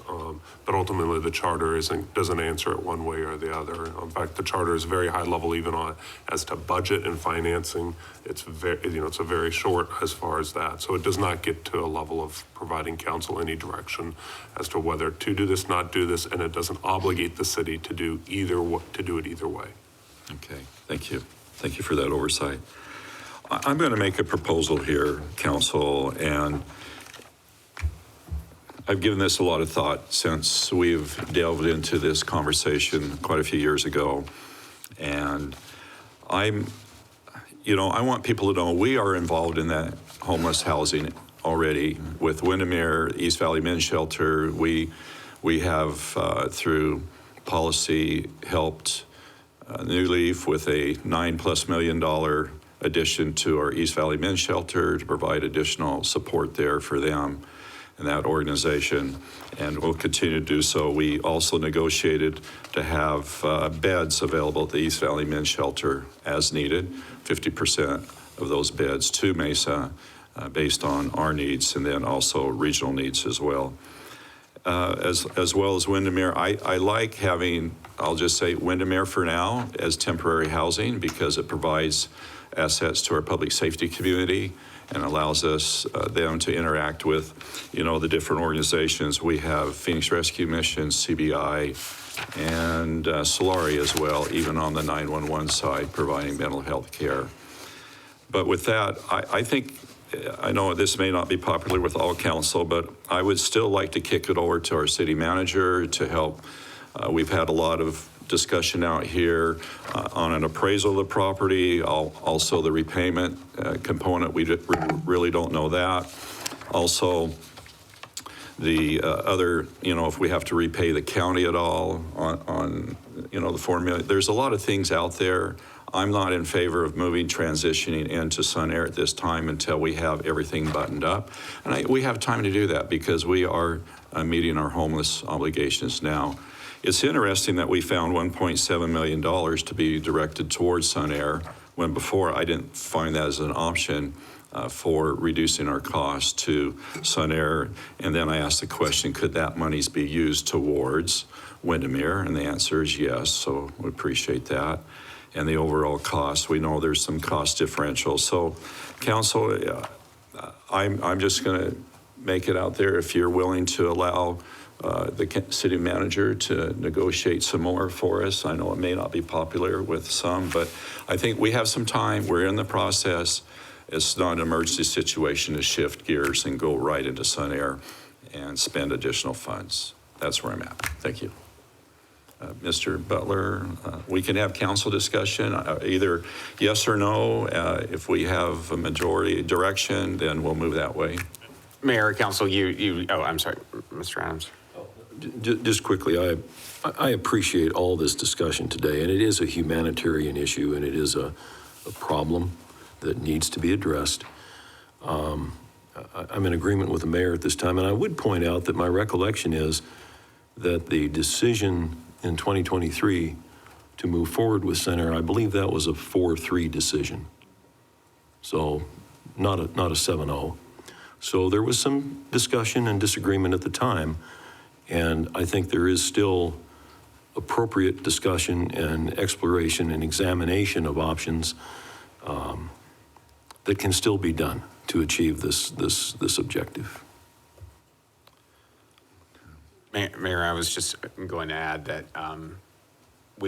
council's given some good feedback today and some good thoughts that we can look at moving forward on this. We do have some time. We have the ARPA dollars budgeted through the end of the calendar year as council had expected. So it was only going to be half a year of funding that we would have programmed into the budget. And so by saying that, I mean, we've got through the end of the calendar year that we can make some decisions on this. So it's not to rush council into something. So not that we want to take all that time, but I'm just saying we have some time that we can explore what different partnerships look like, go back and try to understand some of our obligations under Treasury a little bit more, while continuing the operations that we have currently. And so we'll do that, and if that's the direction of council, and then try to come back with some concrete options that council could choose from at that time.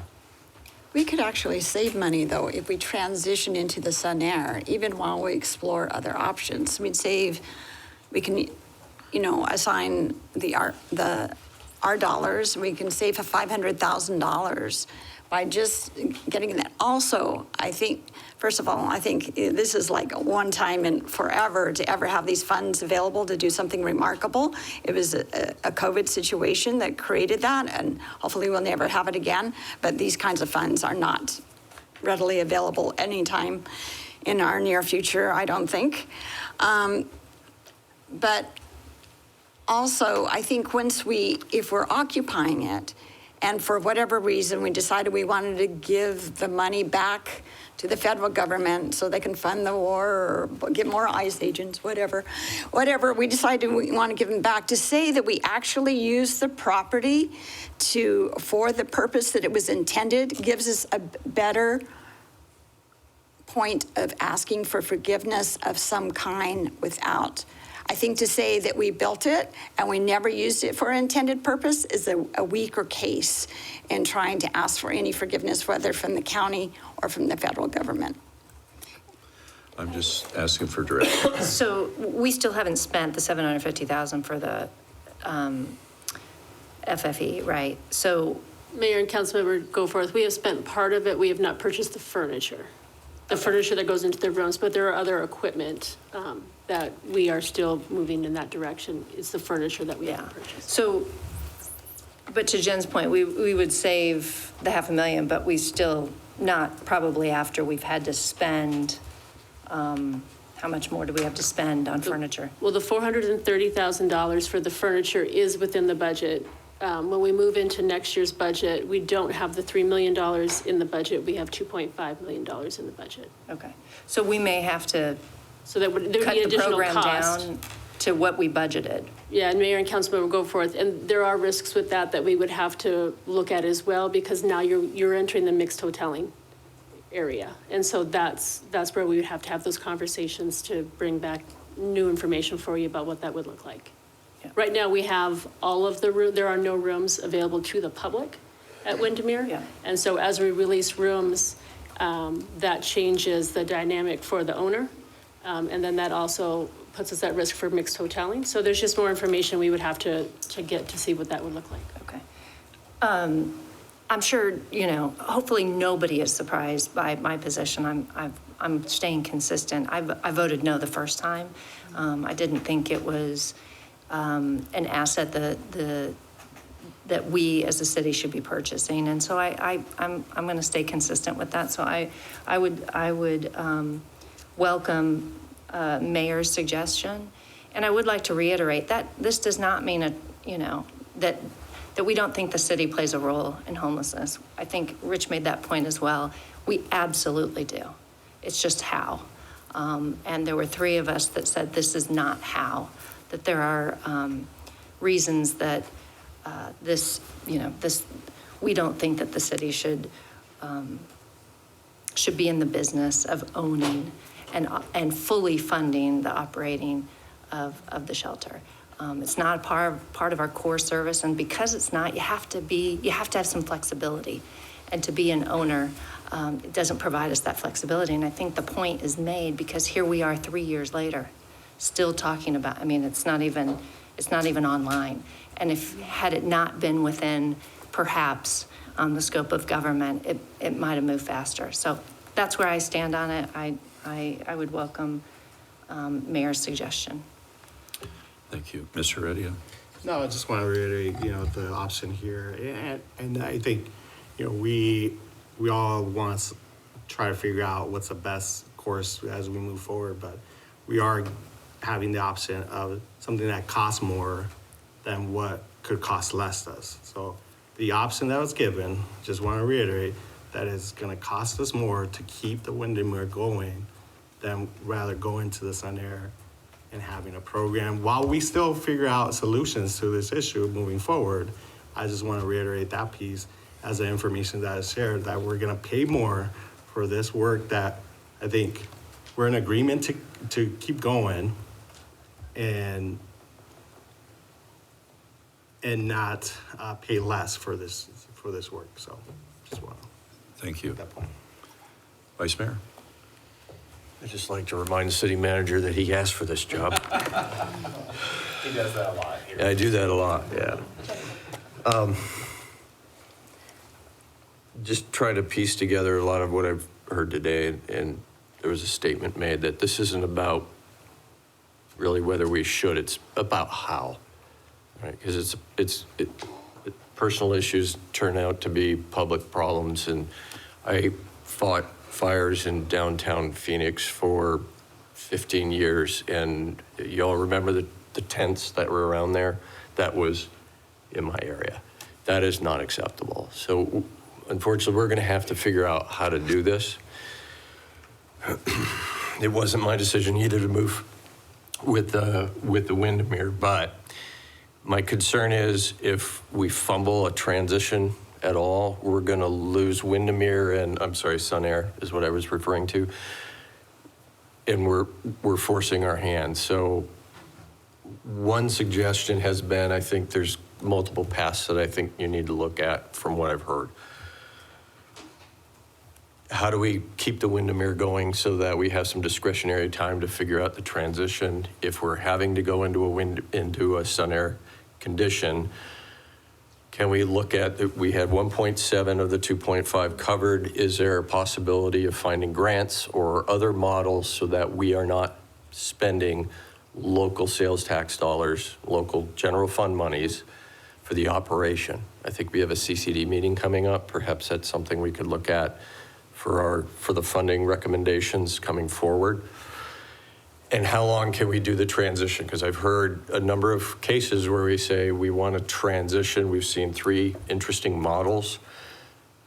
How do we transition to a system that is operated by the private or nonprofit faith-based section, which maybe going out to an RFQ would be good? Finding a way to get this off of our books using pastor grants, because that's what we've done in the past, right? So CDBG, Home, ESG, thank you, have been, this is monies that have come to us and then we have dispersed them.